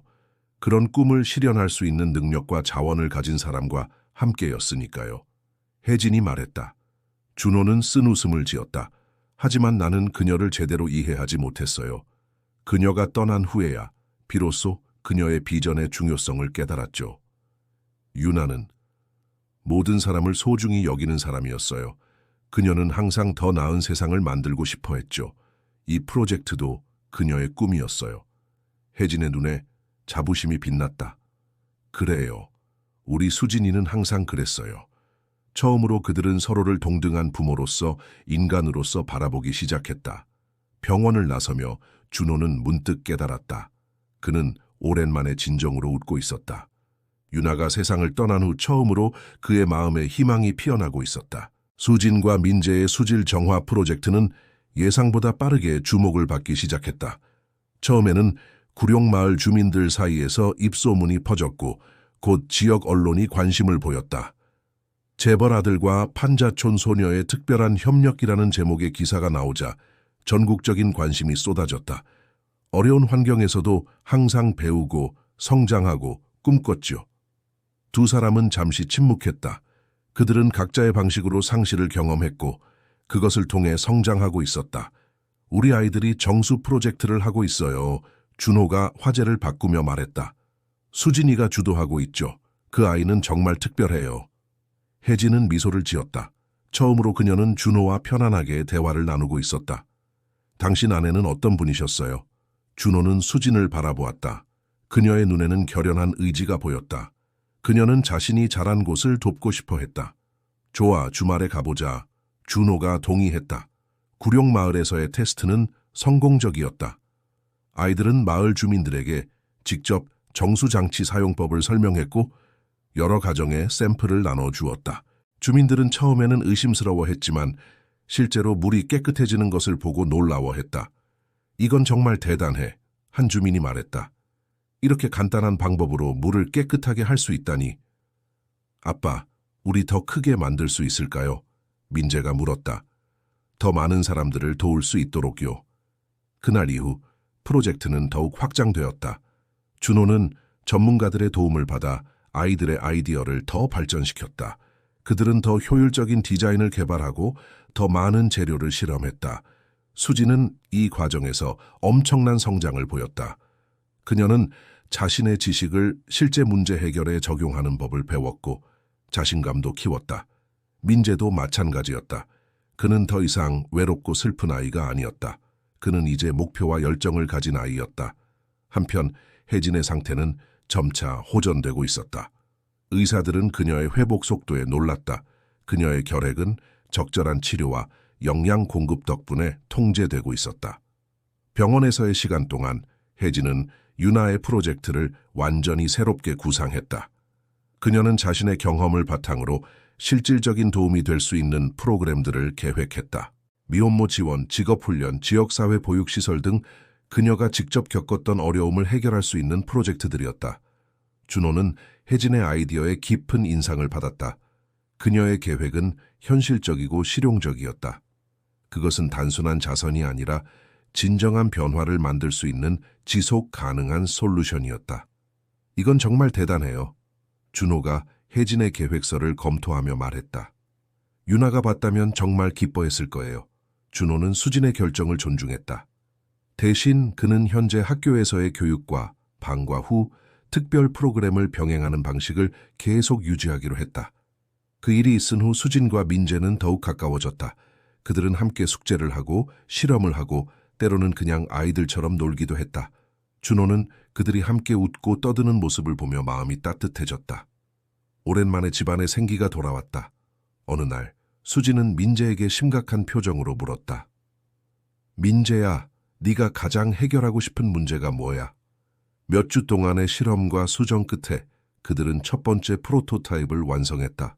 그것은 페트병, 모래, 자갈, 활성탄, 그리고 천연 섬유를 이용한 간단하지만 효과적인 정수장치였다. 이제 테스트해봐야 해. 수진이 말했다. 민재는 신이 나서 제안했다. 아빠, 우리 구룡마을에 가서 테스트해봐도 돼요? 그는 혜진에게 자신의 아내 유나가 생전에 시작했던 사회적 기업 프로젝트에 대해 이야기했다. 그것은 저소득층 여성들을 위한 일자리 창출과 교육 지원 사업이었다. 유나가 세상을 떠난 후 그 프로젝트는 사실상 중단되었다. 당신은 실제로 그런 상황에서 살아온 경험이 있잖아요. 그 프로젝트를 새롭게 시작하는데 당신의 인사이트가 큰 도움이 될 거예요. 물론 치료가 끝난 후의 이야기지만요. 어떻게? 그날 밤 수지는 오랜만에 편안하게 잠들었다. 그녀의 꿈에는 현미경, 실험실, 그리고 웃고 있는 민재와 준호가 있었다. 그리고 물론 건강하게 회복된 어머니도. 사실 당신의 도움이 필요한 일이 있어요. 그 대화 이후 혜진은 준호가 가져다 준 유나의 프로젝트 자료들을 검토하기 시작했다. 병원 치료를 받는 동안에도 그녀는 자신만의 아이디어를 메모하고 계획을 세웠다. 그녀에게 이것은 단순한 시간 때우기가 아니라 새로운 목표가 되었다. 한편 수지는 새로운 교육 프로그램을 시작했다. 그녀는 여전히 원래 학교에 다니면서 방과 후에는 서울과학기술대학교의 특별 멘토링 프로그램에 참여했다. 강 교수와 다른 전문가들이 그녀의 재능을 지도했다. 그러나 모든 것이 순탄하게 진행된 것은 아니었다. 어느 날 수지는 학교에서 울면서 돌아왔다. 준호는 처음으로 그녀가 감정을 드러내는 모습을 보았다. 무슨 일이야? 준호가 걱정스럽게 물었다. 수지는 처음에는 말하기를 거부했지만 결국 이야기했다. 오늘 과학 시간에 선생님이 저를 망신시켰어요. 준호는 고개를 끄덕였다. 그는 이미 수진을 위한 특별 교육 계획을 구상하고 있었다. 하지만 그 전에 혜진의 동의가 필요했다. 병원에서 혜진은 딸의 테스트 결과를 듣고 복잡한 감정에 휩싸였다. 한편으로는 자랑스러웠지만 다른 한편으로는 두려웠다. 이런 특별한 교육은 분명 많은 비용이 들 것이고 그녀는 준호에게 더 큰 신세를 지고 싶지 않았다. 김 사장님 정말 감사하지만 혜진이 말을 꺼냈다. 준호는 그녀의 생각을 읽은 듯 말했다. 이건 수진이를 위한 거예요. 그리고 솔직히 말하면 민재에게도 좋은 영향을 주고 있어요. 수진이가 온 이후로 민재의 성적이 크게 향상되었어요. 혜진은 잠시 생각에 잠겼다. 그녀는 딸이 최고의 교육을 받기를 원했다. 하지만 그것이 자선으로 느껴지는 것이 불편했다. 제가 어떻게든 보답하고 싶어요. 혜진이 마침내 말했다. 준호는 잠시 망설이다가 조심스럽게 말했다. 사실 당신의 도움이 필요한 일이 있어요. 그는 혜진에게 자신의 아내 유나가 생전에 시작했던 사회적 기업 프로젝트에 대해 이야기했다. 그것은 저소득층 여성들을 위한 일자리 창출과 교육 지원 사업이었다. 유나가 세상을 떠난 후 그 프로젝트는 사실상 중단되었다. 당신은 실제로 그런 상황에서 살아온 경험이 있잖아요. 그 프로젝트를 새롭게 시작하는데 당신의 인사이트가 큰 도움이 될 거예요. 물론 치료가 끝난 후의 이야기지만요. 혜진은 놀랐다. 그녀는 단순한 자선의 대상이 아닌 파트너로서 인정받는 느낌이었다. 생각해 볼게요. 그 대화 이후 혜진은 준호가 가져다 준 유나의 프로젝트 자료들을 검토하기 시작했다. 병원 치료를 받는 동안에도 그녀는 자신만의 아이디어를 메모하고 계획을 세웠다. 그녀에게 이것은 단순한 시간 때우기가 아니라 새로운 목표가 되었다. 한편 수지는 새로운 교육 프로그램을 시작했다. 그녀는 여전히 원래 학교에 다니면서 방과 후에는 서울과학기술대학교의 특별 멘토링 프로그램에 참여했다. 강 교수와 다른 전문가들이 그녀의 재능을 지도했다. 그러나 모든 것이 순탄하게 진행된 것은 아니었다. 어느 날 수지는 학교에서 울면서 돌아왔다. 준호는 처음으로 그녀가 감정을 드러내는 모습을 보았다. 무슨 일이야? 준호가 걱정스럽게 물었다. 수지는 처음에는 말하기를 거부했지만 결국 이야기했다. 오늘 과학 시간에 선생님이 저를 망신시켰어요. 어떻게? 수업 중에 제가 질문을 했는데 선생님이 너는 이제 부잣집에 살게 됐다고 잘난 척하냐고 하셨어요. 그리고 돈으로 산 지식이라고. 준호는 분노를 느꼈지만 침착하게 대응하려 노력했다. 내가 학교에 가볼게. 다음 날 준호는 수진의 학교를 방문했다.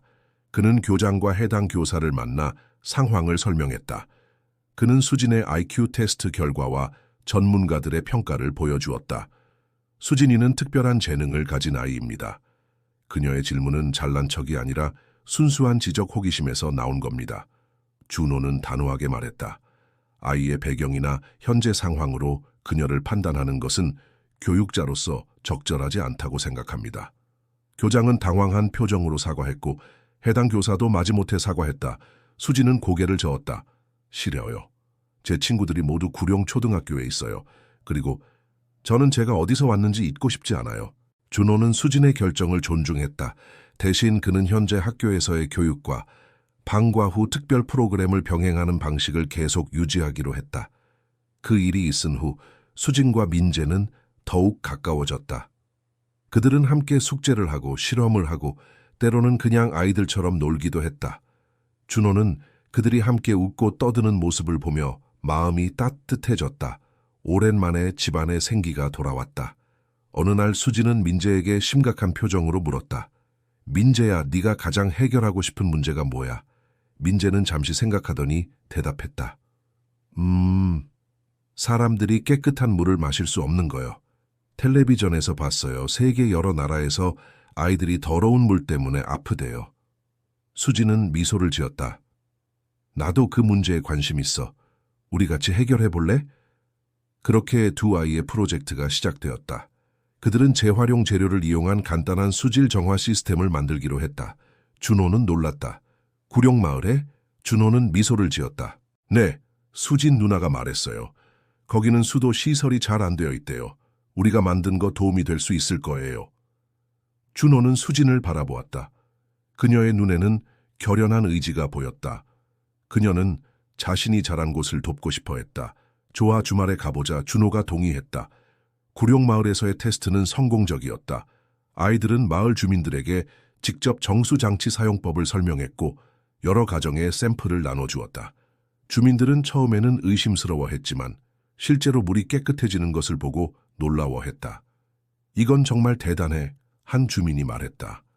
이렇게 간단한 방법으로 물을 깨끗하게 할 수 있다니. 수지는 자부심을 느꼈다.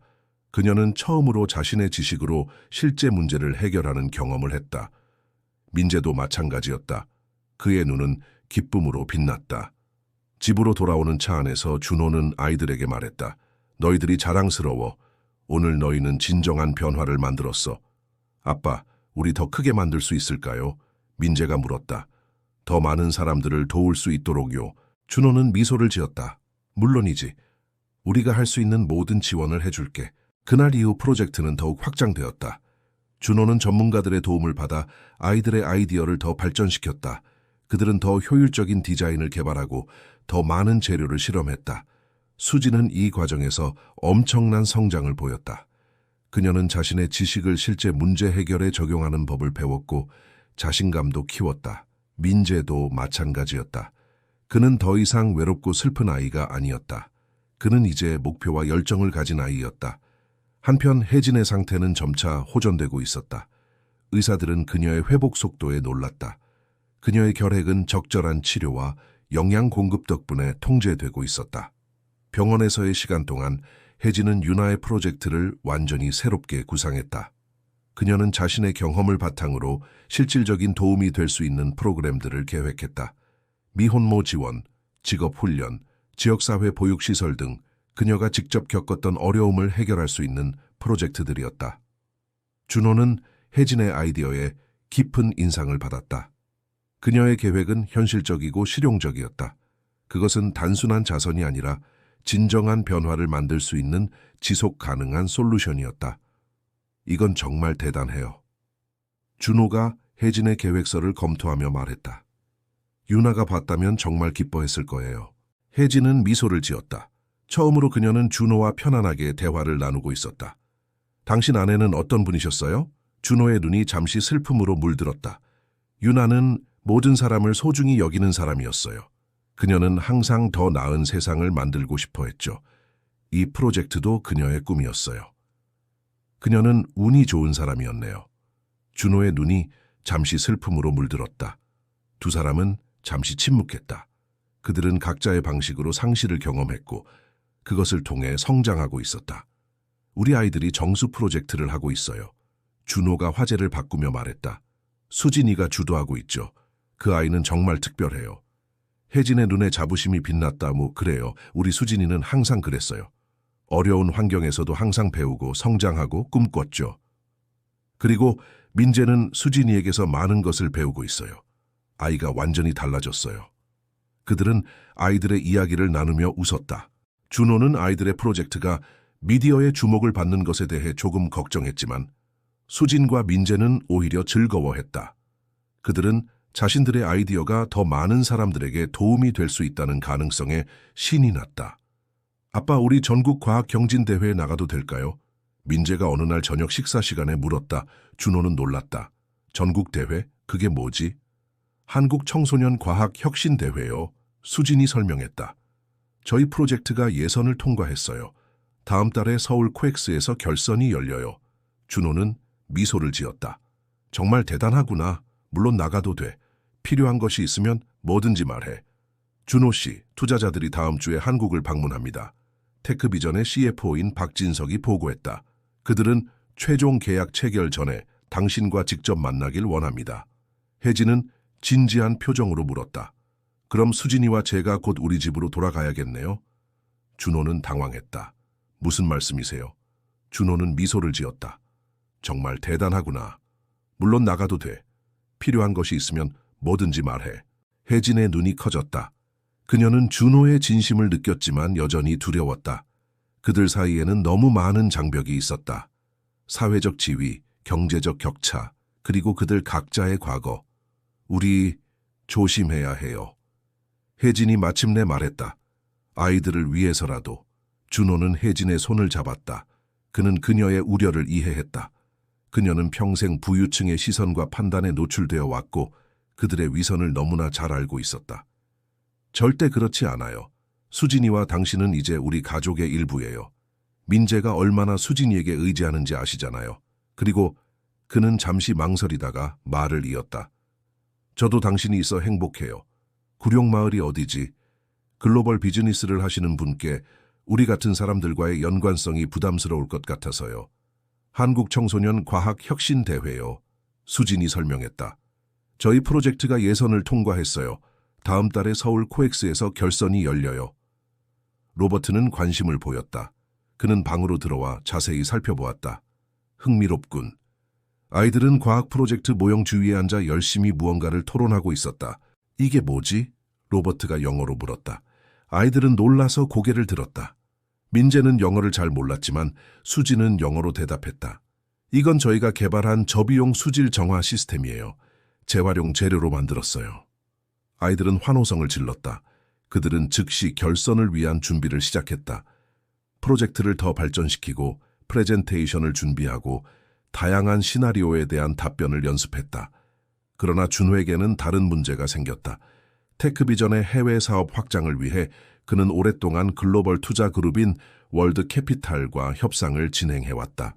이 거래가 성사되면 테크비전은 아시아를 넘어 유럽과 북미 시장에 진출할 수 있는 기회를 얻게 될 것이었다. 이게 실제로 작동하나? 세균의 99%를 제거할 수 있어요. 준호는 아이들의 프로젝트가 미디어의 주목을 받는 것에 대해 조금 걱정했지만 수진과 민재는 오히려 즐거워했다. 그들은 자신들의 아이디어가 더 많은 사람들에게 도움이 될 수 있다는 가능성에 신이 났다. 아빠, 우리 전국 과학 경진 대회에 나가도 될까요? 민재가 어느 날 저녁 식사 시간에 물었다. 준호는 놀랐다. 전국 대회 그게 뭐지? 준호는 웃었다. 맞아요. 이 거래가 성사되면 회사가 한 단계 더 성장할 수 있을 거예요. 준호는 고개를 끄덕였지만 그의 마음은 이미 결정되어 있었다. 그는 혜진과 수진을 자신의 삶에서 놓치고 싶지 않았다. 다음 날 월드 캐피탈의 대표단이 도착했다.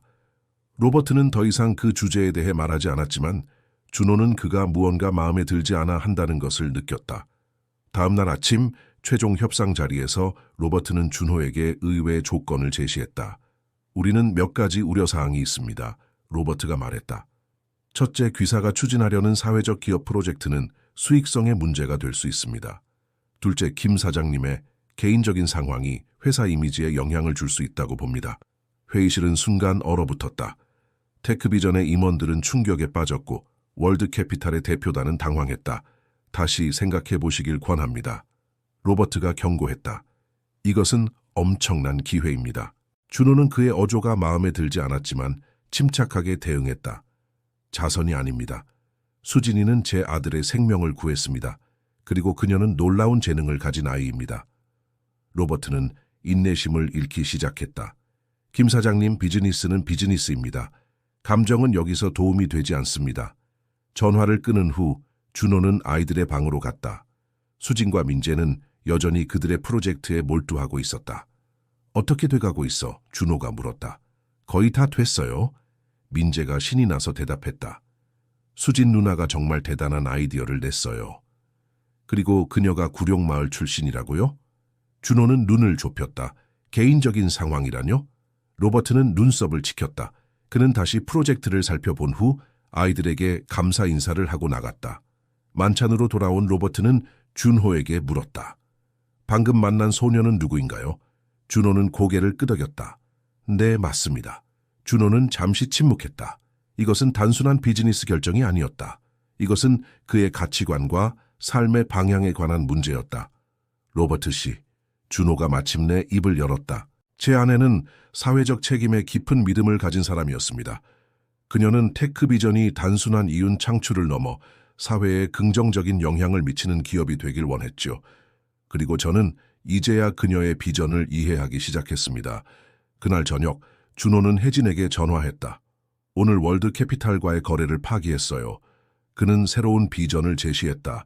유나가 시작한 사회적 기업 프로젝트를 확대하고 수진과 민재의 수질 정화 기술을 개발도상국에 보급하는 계획이었다. 또한 그는 회사 수익의 일부를 사회 환원 기금으로 지정할 것을 제안했다. 이사들은 처음에는 회의적이었지만 준호의 열정과 비전에 조금씩 공감하기 시작했다. 결국 이사회는 준호의 새로운 방향성을 지지하기로 결정했다. 회의가 끝난 후 준호는 산책을 하며 생각에 잠겼다. 그는 문득 유나가 자신을 자랑스러워할 것이라는 생각이 들었다. 그리고 처음으로 그는 아내의 존재를 슬픔이 아닌 감사함으로 느꼈다.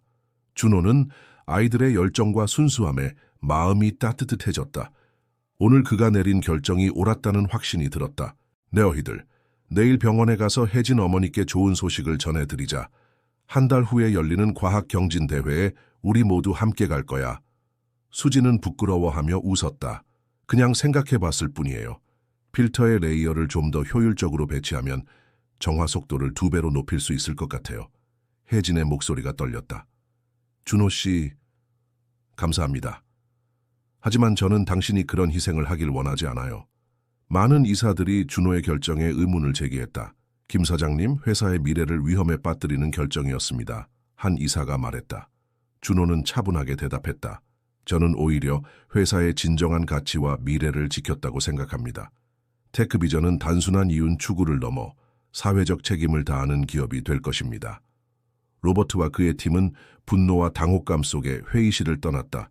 준호가 혼자 남았을 때 박진석이 들어왔다. 사장님, 정말 이렇게 하실 겁니까? 이 거래는 우리에게 엄청난 의미가 있었습니다. 로버트는 의미심장한 표정을 지었다. 흥미롭군요. 김 사장님께서는 자선 활동에도 관심이 많으신가 봅니다. 준호는 잠시 망설였지만 정직하게 대답했다. 박수진이라고 합니다. 현재 저희 집에서 지내고 있어요. 그녀의 어머니가 결핵 치료를 받는 동안이죠. 왜요? 혜진이 놀라서 물었다. 준호는 상황을 설명했다. 그들은 당신과 수진이를 문제라고 봤어요. 그리고 유나의 사회적 기업 프로젝트도요. 준호는 분노를 느꼈지만 표정을 관리했다. 그래서 제안이 뭡니까? 준호는 단호하게 고개를 저었다. 제 결정은 변하지 않을 겁니다. 테크비전의 가치는 판매 대상이 아닙니다. 그리고 저의 인간적 가치 역시 마찬가지입니다. 아니요, 내 가치 때문이에요. 내가 어떤 사람이 되고 싶은지, 어떤 유산을 남기고 싶은지에 관한 결정이었죠. 준호는 미소를 지었다. 맞습니다. 비즈니스는 비즈니스죠. 그래서 제 결정은 다음과 같습니다. 월드 캐피탈과의 거래는 없습니다. 그들은 테크비전의 본사를 둘러보고 각종 프레젠테이션을 들었다. 모든 것이 순조롭게 진행되었다. 저녁에는 준호의 자택에서 비공식 만찬이 예정되어 있었다. 준호는 아이들에게 일찍 저녁을 먹이고 방에 있도록 부탁했다. 그는 비즈니스 논의에 아이들이 방해받지 않기를 원했다. 그렇게 하시면 우리는 원래 제안보다 15% 높은 투자를 할 준비가 되어 있습니다. 준호는 창밖을 바라보았다. 서울의 스카이라인이 햇빛에 반짝이고 있었다. 다른 방법이 있을 거야. 우리의 가치를 지키면서도 성장할 수 있는 방법을. 혜진은 한동안 말을 잇지 못했다. 그런 큰 거래를 우리 때문에 포기하셨다고요? 구룡마을 출신 소녀와 그녀의 어머니를 당신의 집에 들인 건 말입니다. 그러나 만찬 중에 예상치 못한 일이 벌어졌다. 서울의 판자촌이에요. 제가 예전에 살던 곳이죠. 투자자들이 방한하기 전날 준호는 혜진을 병원에서 만났다.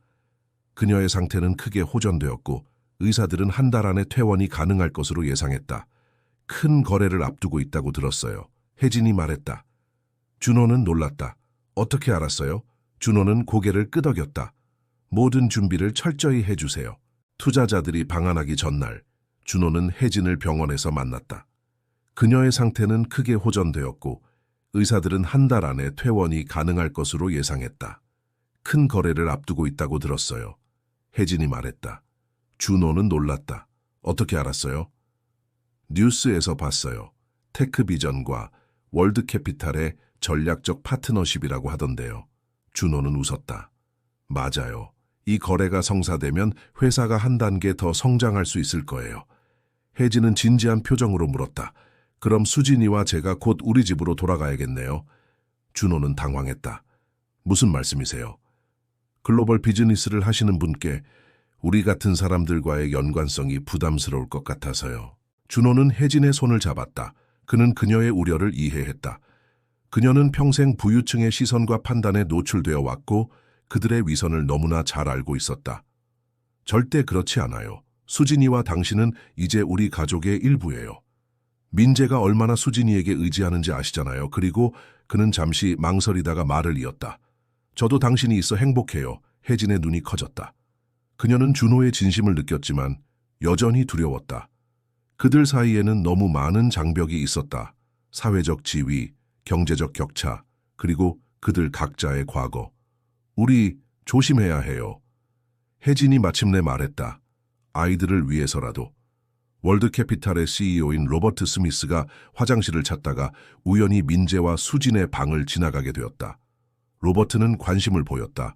그는 방으로 들어와 자세히 살펴보았다. 흥미롭군. 이게 실제로 작동하나? 수진은 자신감 있게 설명했다. 네, 이미 구룡마을에서 테스트했어요. 구룡마을이 어디지? 서울의 판자촌이에요. 제가 예전에 살던 곳이죠. 로버트는 눈썹을 치켰다. 그는 다시 프로젝트를 살펴본 후 아이들에게 감사 인사를 하고 나갔다. 만찬으로 돌아온 로버트는 준호에게 물었다. 방금 만난 소녀는 누구인가요? 준호는 잠시 망설였지만 정직하게 대답했다. 박수진이라고 합니다. 현재 저희 집에서 지내고 있어요. 그녀의 어머니가 결핵 치료를 받는 동안이죠. 그리고 그녀가 구룡마을 출신이라고요? 준호는 고개를 끄덕였다. 네, 맞습니다. 로버트는 의미심장한 표정을 지었다. 흥미롭군요. 김 사장님께서는 자선 활동에도 관심이 많으신가 봅니다. 준호는 그의 어조가 마음에 들지 않았지만 침착하게 대응했다. 자선이 아닙니다. 수진이는 제 아들의 생명을 구했습니다. 그리고 그녀는 놀라운 재능을 가진 아이입니다. 로버트는 더 이상 그 주제에 대해 말하지 않았지만 준호는 그가 무언가 마음에 들지 않아 한다는 것을 느꼈다. 다음 날 아침 최종 협상 자리에서 로버트는 준호에게 의외의 조건을 제시했다. 우리는 몇 가지 우려사항이 있습니다. 로버트가 말했다. 첫째, 귀사가 추진하려는 사회적 기업 프로젝트는 수익성에 문제가 될 수 있습니다.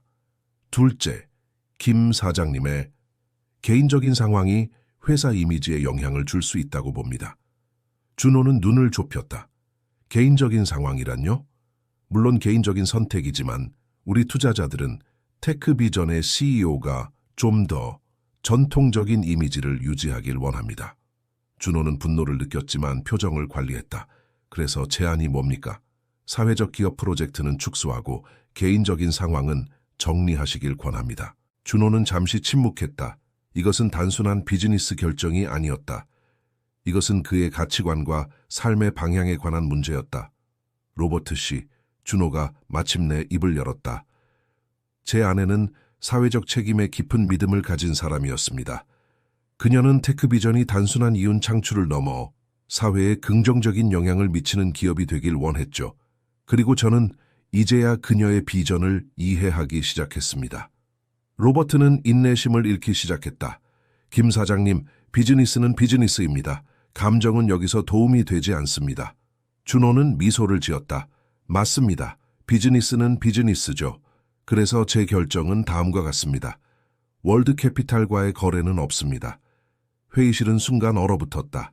테크비전의 임원들은 충격에 빠졌고 월드캐피탈의 대표단은 당황했다. 다시 생각해 보시길 권합니다. 로버트가 경고했다. 이것은 엄청난 기회입니다. 준호는 단호하게 고개를 저었다. 제 결정은 변하지 않을 겁니다. 테크비전의 가치는 판매 대상이 아닙니다. 그리고 저의 인간적 가치 역시 마찬가지입니다. 로버트와 그의 팀은 분노와 당혹감 속에 회의실을 떠났다. 준호가 혼자 남았을 때 박진석이 들어왔다. 사장님, 정말 이렇게 하실 겁니까? 이 거래는 우리에게 엄청난 의미가 있었습니다. 준호는 창밖을 바라보았다. 서울의 스카이라인이 햇빛에 반짝이고 있었다. 다른 방법이 있을 거야. 우리의 가치를 지키면서도 성장할 수 있는 방법을. 그날 저녁, 준호는 혜진에게 전화했다. 오늘 월드캐피탈과의 거래를 파기했어요. 왜요? 혜진이 놀라서 물었다. 준호는 상황을 설명했다. 그들은 당신과 수진이를 문제라고 봤어요. 그리고 유나의 사회적 기업 프로젝트도요. 혜진은 한동안 말을 잇지 못했다. 그런 큰 거래를 우리 때문에 포기하셨다고요? 아니요, 내 가치 때문이에요. 내가 어떤 사람이 되고 싶은지, 어떤 유산을 남기고 싶은지에 관한 결정이었죠. 혜진의 목소리가 떨렸다.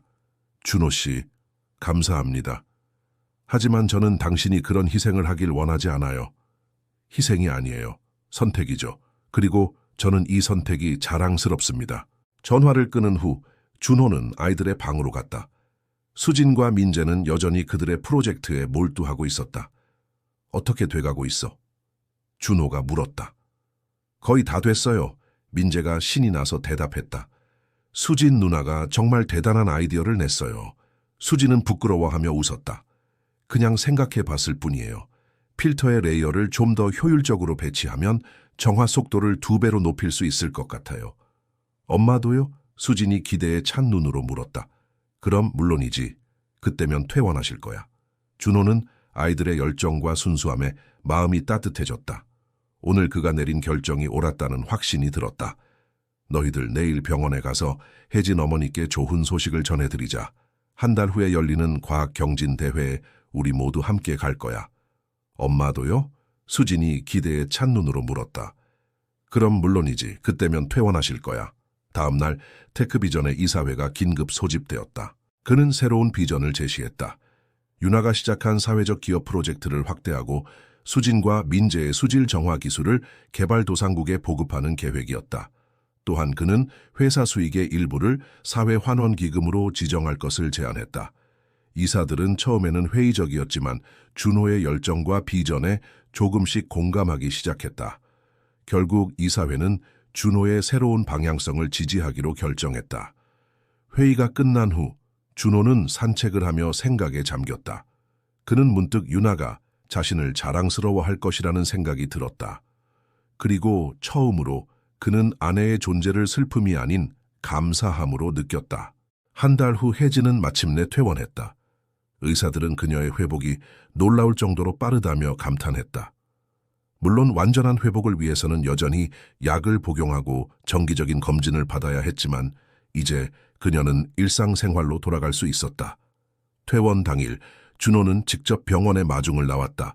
그는 꽃다발을 들고 환하게 웃고 있었다. 축하해요. 준호가 꽃다발을 건네며 말했다. 혜진은 쑥스럽게 꽃을 받았다. 고마워요. 이제 어디로 가면 될까요? 준호는 잠시 망설이다가 물었다. 어디로 가고 싶으세요? 혜진은 이 질문에 준비가 되어 있지 않았다. 그녀는 당연히 자신과 수진이 원래의 집으로 돌아갈 것이라고 생각했다. 그것이 처음 합의한 내용이었다. 물론 우리 집으로요. 혜진이 대답했다. 준호의 표정이 살짝 흐려졌지만 그는 금방 미소를 되찾았다. 그럼 구룡마을로 모시겠습니다. 차 안에서 둘은 대화를 나누었다. 혜진은 준호가 월드캐피탈과의 거래를 파기한 후 회사가 어떻게 되었는지 물었다. 의외로 괜찮아요. 준호가 대답했다. 우리는 다른 투자자들을 찾았고 그들은 우리의 사회적 가치에 공감하는 파트너들이에요. 실제로 우리의 새로운 방향성이 오히려 긍정적인 홍보 효과를 가져왔어요. 혜진은 미소를 지었다. 다행이네요. 저희 때문에 그런 큰 거래를 포기하셨다는 게 계속 마음에 걸렸거든요. 이미 말씀드렸지만 그건 당신들 때문이 아니었어요. 그건 제 가치에 관한 선택이었습니다. 그들은 다시 채 올랐고 이번에는 강남의 다른 지역으로 향했다. 그곳은 구룡마을에서 그리 멀지 않았지만 환경은 완전히 달랐다. 깔끔한 아파트 단지 앞에 차가 멈췄다. 여기가 어디죠? 혜진이 물었다. 테크비전이 직원들을 위해 마련한 사택 중 하나예요. 준호는 잠시 망설이다가 물었다. 어디로 가고 싶으세요? 제가 당신의 물건들을 모두 안전하게 보관해 두었습니다. 차 안에서 둘은 대화를 나누었다. 혜진은 준호가 월드캐피탈과의 거래를 파기한 후 회사가 어떻게 되었는지 물었다. 의외로 괜찮아요. 준호가 대답했다. 우리는 다른 투자자들을 찾았고 그들은 우리의 사회적 가치에 공감하는 파트너들이에요. 실제로 우리의 새로운 방향성이 오히려 긍정적인 홍보 효과를 가져왔어요. 준호는 미소를 지었다. 이제 그럴 수도 있어요. 당신이 재구성한 사회적 기업 프로젝트를 이끌어줬으면 해요. 정식 계약직으로, 물론 적절한 급여와 함께요. 혜진은 이 질문에 준비가 되어 있지 않았다. 그녀는 당연히 자신과 수진이 원래의 집으로 돌아갈 것이라고 생각했다. 그것이 처음 합의한 내용이었다. 물론 우리 집으로요. 혜진이 대답했다. 준호의 표정이 살짝 흐려졌지만 그는 금방 미소를 되찾았다. 그럼 구룡마을로 모시겠습니다. 혜진은 미소를 지었다. 다행이네요. 저희 때문에 그런 큰 거래를 포기하셨다는 게 계속 마음에 걸렸거든요. 하지만 나중에 수진 누나가 구룡마을에서 실제로 그런 문제를 겪었다는 걸 알게 됐어요. 그래서 우리는 이 문제를 해결하고 싶었어요. 시상식이 끝난 후 준호는 특별한 저녁 식사를 준비했다.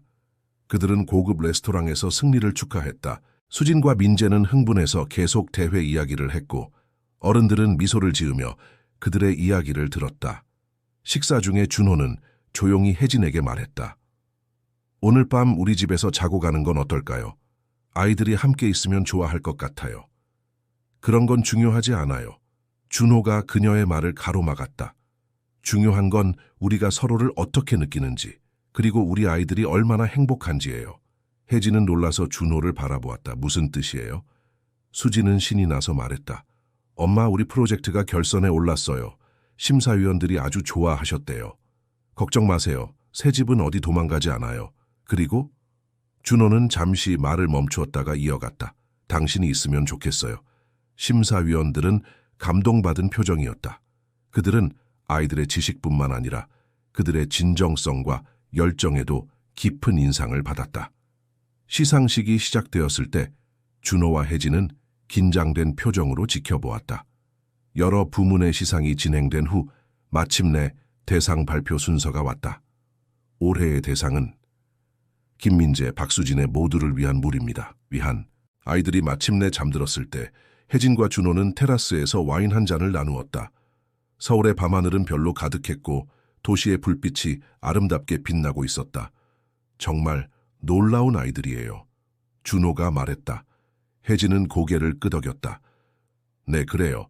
그들은 서로에게 좋은 영향을 주고 있어요. 누군가에게 의지하고 마음을 여는 것이 두려웠다. 하지만 동시에 그녀는 준호와 함께할 때 느끼는 안정감과 행복을 부정할 수 없었다. 시간이 필요해요. 혜진이 마침내 말했다. 천천히 알아가고 싶어요. 준호는 미소를 지었다. 물론이죠. 우리에겐 시간이 있어요. 민재는 학교에서 가장 인기 있는 아이가 되었고 과학클럽의 회장으로 선출되었다. 혜진은 테크비전의 사회적 기업 프로젝트의 책임자가 되었다. 그녀는 자신의 경험을 바탕으로 실질적인 변화를 만들어내고 있었다. 그녀가 시작한 미혼모 지원 프로그램과 지역사회 보육시설은 큰 성공을 거두었다. 준호는 테크비전을 더 책임감 있는 기업으로 변화시키고 있었다. 혜진은 눈물이 나올 것 같았다.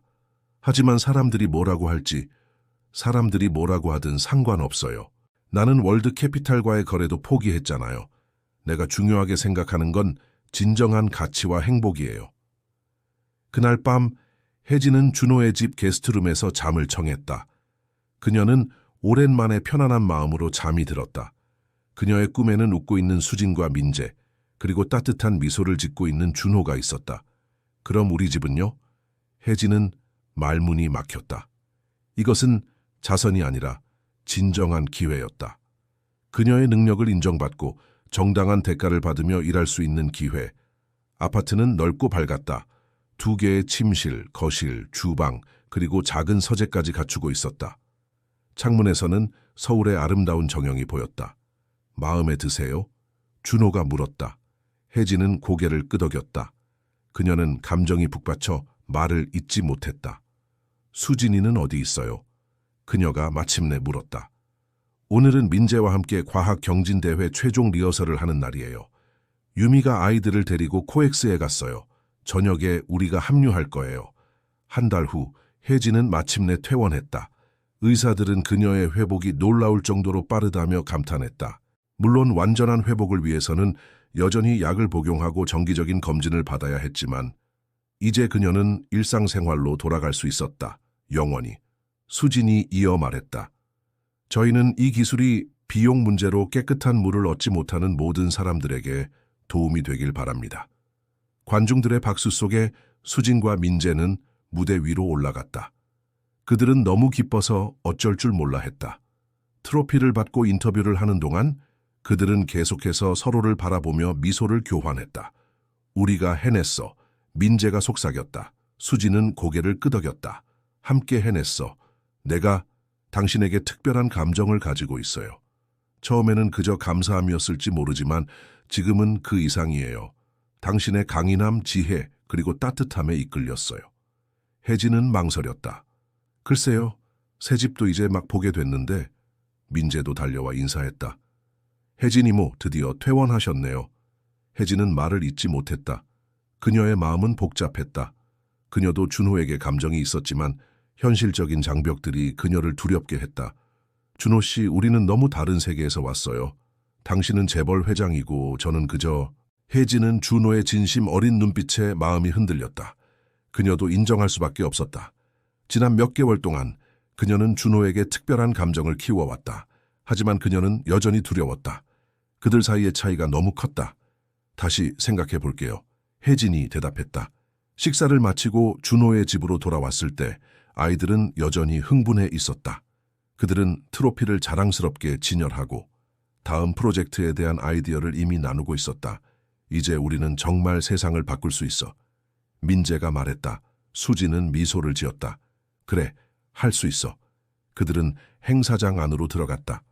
수많은 학생들과 프로젝트들이 있었지만 수진과 민재의 부스는 특히 많은 관심을 받고 있었다.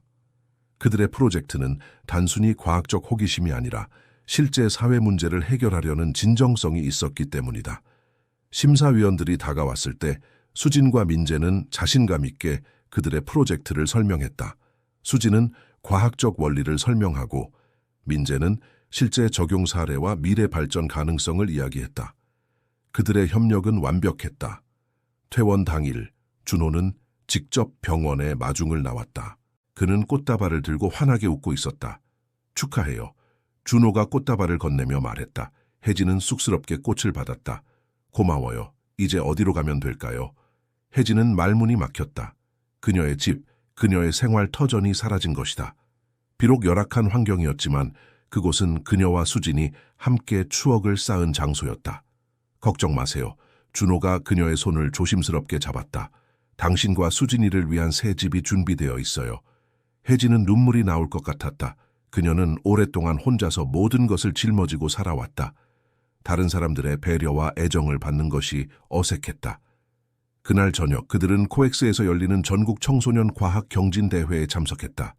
수진과 민재는 그들의 수질 정화 프로젝트로 결선에 진출해 있었다. 행사장에 도착했을 때 수진은 어머니를 발견하고 달려왔다. 엄마, 그녀는 혜진을 꼭 안았다. 우리 딸, 혜진은 수진을 품에 안으며 눈물을 참았다. 보고 싶었어. 혜진은 혼란스러웠다. 저는 테크비전 직원이 아닌데요? 이미 말씀드렸지만 그건 당신들 때문이 아니었어요. 그건 제 가치에 관한 선택이었습니다. 혜진은 새 집을 천천히 둘러보았다. 수진의 방은 그녀의 취향에 맞게 꾸며져 있었다. 과학 포스터, 책장, 그리고 작은 실험 테이블까지. 그녀의 방에는 구룡마을 집에서 가져온 소중한 물건들이 조심스럽게 배치되어 있었다. 이걸 다 당신이? 혜진이 감동하여 물었다. 준호는 고개를 저었다. 아니요, 수진이와 민재가 함께 꾸몄어요. 그들은 당신이 퇴원하는 날을 손꼽아 기다렸어요. 그들이 구룡마을에 도착했을 때 혜진은 충격을 받았다. 그녀의 집이 있던 자리에는 새 건물이 세워지고 있었다. 이게 무슨? 혜진이 혼란스러워하며 물었다. 준호는 조심스럽게 설명했다. 제가 이 지역 재개발 프로젝트에 참여했어요. 이전 거주자들에게는 적절한 보상과 함께 새 주택 옵션을 제공했습니다. 그들이 구룡마을에 도착했을 때 혜진은 충격을 받았다. 그녀의 집이 있던 자리에는 새 건물이 세워지고 있었다. 이게 무슨? 혜진이 혼란스러워하며 물었다. 준호는 조심스럽게 설명했다. 제가 이 지역 재개발 프로젝트에 참여했어요. 이전 거주자들에게는 적절한 보상과 함께 새 주택 옵션을 제공했습니다. 그럼 우리 집은요? 당신이 병원에 있는 동안 구청에서 철거 통지가 왔어요. 혜진은 말문이 막혔다. 그녀의 집, 그녀의 생활 터전이 사라진 것이다. 비록 열악한 환경이었지만 그곳은 그녀와 수진이 함께 추억을 쌓은 장소였다. 걱정 마세요. 준호가 그녀의 손을 조심스럽게 잡았다. 당신과 수진이를 위한 새 집이 준비되어 있어요. 그들은 다시 차에 올랐고 이번에는 강남의 다른 지역으로 향했다. 그곳은 구룡마을에서 그리 멀지 않았지만 환경은 완전히 달랐다. 깔끔한 아파트 단지 앞에 차가 멈췄다. 여기가 어디죠? 혜진이 물었다. 테크비전이 직원들을 위해 마련한 사택 중 하나예요. 혜진은 혼란스러웠다. 저는 테크비전 직원이 아닌데요. 준호는 미소를 지었다. 이제 그럴 수도 있어요.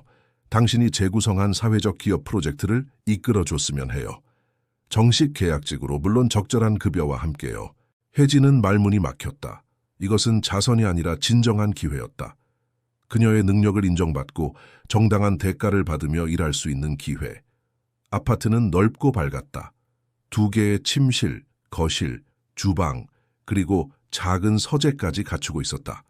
창문에서는 서울의 아름다운 전경이 보였다. 마음에 드세요? 준호가 물었다. 혜진은 고개를 끄덕였다. 그녀는 감정이 북받쳐 말을 잇지 못했다. 수진이는 어디 있어요? 그녀가 마침내 물었다. 오늘은 민재와 함께 과학 경진대회 최종 리허설을 하는 날이에요. 유미가 아이들을 데리고 코엑스에 갔어요. 저녁에 우리가 합류할 거예요. 혜진은 새 집을 천천히 둘러보았다. 수진의 방은 그녀의 취향에 맞게 꾸며져 있었다. 과학 포스터, 책장, 그리고 작은 실험 테이블까지. 그녀의 방에는 구룡마을 집에서 가져온 소중한 물건들이 조심스럽게 배치되어 있었다. 이걸 다 당신이...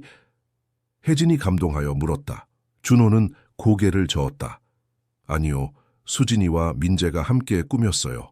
그들은 당신이 퇴원하는 날을 손꼽아 기다렸어요. 혜진은 눈물이 나올 것 같았다.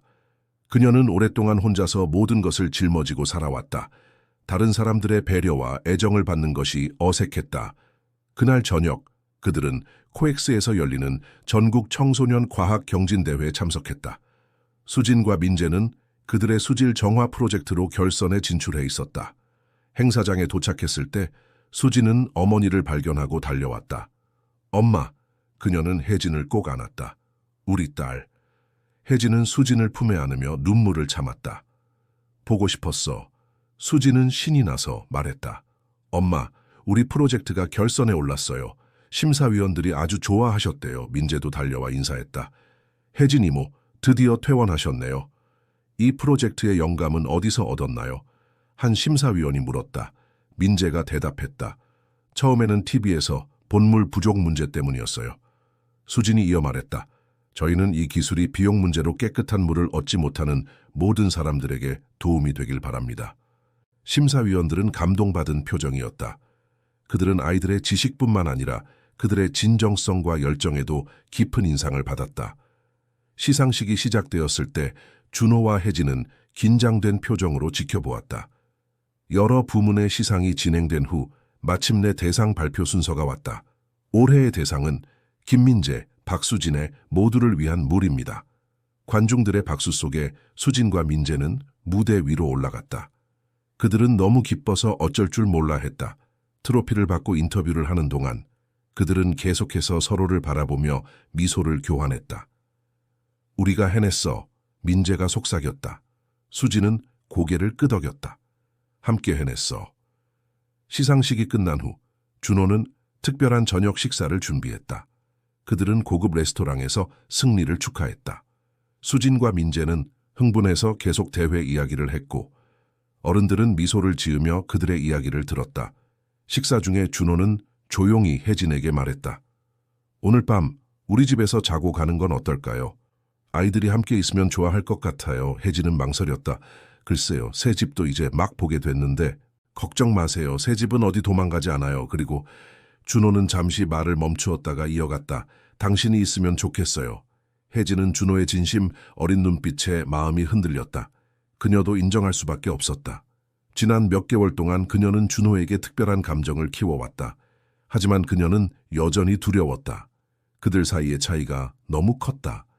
다시 생각해 볼게요. 혜진이 대답했다. 식사를 마치고 준호의 집으로 돌아왔을 때 아이들은 여전히 흥분해 있었다. 그들은 트로피를 자랑스럽게 진열하고 다음 프로젝트에 대한 아이디어를 이미 나누고 있었다. 이제 우리는 정말 세상을 바꿀 수 있어. 민재가 말했다. 수지는 미소를 지었다. 그래, 할 수 있어. 아이들이 마침내 잠들었을 때 혜진과 준호는 테라스에서 와인 한 잔을 나누었다. 서울의 밤하늘은 별로 가득했고 도시의 불빛이 아름답게 빛나고 있었다. 정말 놀라운 아이들이에요. 준호가 말했다. 혜진은 고개를 끄덕였다. 네, 그래요. 그들은 서로에게 좋은 영향을 주고 있어요. 혜진 씨. 준호가 갑자기 진지한 표정으로 말했다. 솔직히 말할게요. 나는 당신과 수진이가 우리 곁에 있으면 좋겠어요. 혜진은 놀라서 준호를 바라보았다. 무슨 뜻이에요? 내가 당신에게 특별한 감정을 가지고 있어요. 처음에는 그저 감사함이었을지 모르지만 지금은 그 이상이에요. 당신의 강인함, 지혜, 그리고 따뜻함에 이끌렸어요. 혜진은 말을 잇지 못했다. 그녀의 마음은 복잡했다. 그녀도 준호에게 감정이 있었지만 현실적인 장벽들이 그녀를 두렵게 했다. 준호 씨, 우리는 너무 다른 세계에서 왔어요. 당신은 재벌 회장이고 저는 그저... 그런 건 중요하지 않아요. 준호가 그녀의 말을 가로막았다. 중요한 건 우리가 서로를 어떻게 느끼는지 그리고 우리 아이들이 얼마나 행복한지예요. 혜진은 눈물이 나올 것 같았다. 하지만 사람들이 뭐라고 할지, 사람들이 뭐라고 하든 상관없어요. 나는 월드캐피탈과의 거래도 포기했잖아요. 내가 중요하게 생각하는 건 진정한 가치와 행복이에요. 혜진은 깊은 생각에 잠겼다. 그녀는 항상 혼자서 모든 것을 감당해왔다. 준호는 미소를 지었다. 물론이죠. 우리에겐 시간이 있어요. 6개월 후 많은 것이 변했다. 수지는 공식적으로 영재 인증을 받았고 특별 교육 프로그램에 참여하면서도 원래 학교에 계속 다녔다. 2년 전 그는 슬픔과 고립 속에 살고 있었다. 하지만 지금 그는 다시 사랑하고 웃고 희망을 가질 수 있게 되었다. 혜진 씨, 준호가 부드럽게 불렀다. 혜진이 고개를 들었다. 네?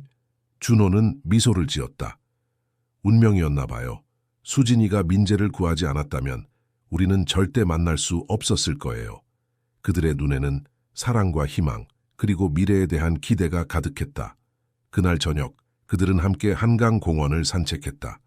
수진과 민재는 앞서 뛰어다녔고 준호와 혜진은 손을 잡고 천천히 걸었다. 아직도 믿기지 않아요. 혜진이 말했다.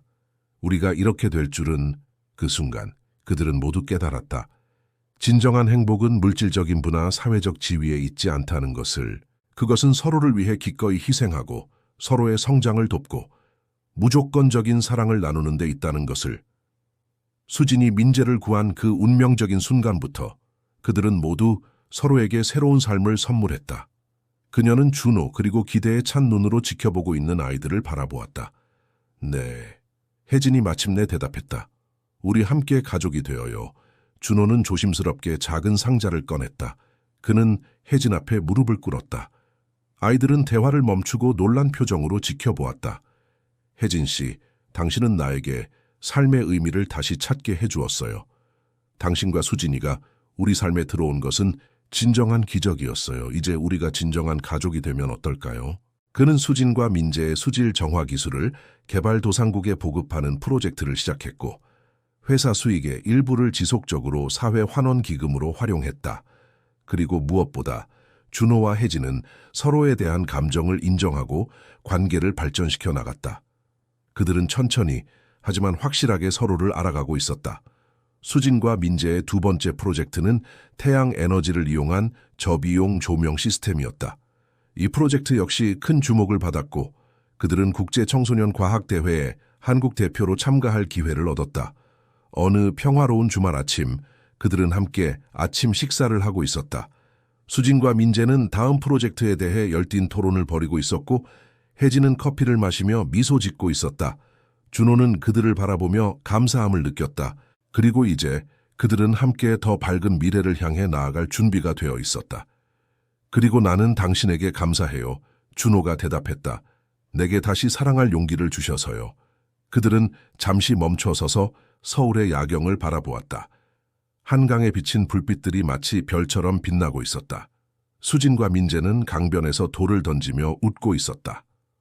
우리는 이제 하나의 가족이에요. 준호가 혜진을 안으며 말했다.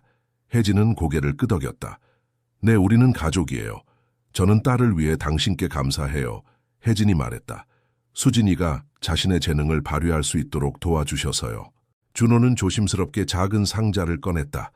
그는 혜진 앞에 무릎을 꿇었다. 아이들은 대화를 멈추고 놀란 표정으로 지켜보았다. 혜진 씨, 당신은 나에게 삶의 의미를 다시 찾게 해주었어요. 당신과 수진이가 우리 삶에 들어온 것은 진정한 기적이었어요. 이제 우리가 진정한 가족이 되면 어떨까요? 혜진의 눈에 눈물이 고였다. 그녀는 준호, 그리고 기대에 찬 눈으로 지켜보고 있는 아이들을 바라보았다. 네, 혜진이 마침내 대답했다. 우리 함께 가족이 되어요. 수진과 민재는 환호성을 지르며 뛰어올랐다.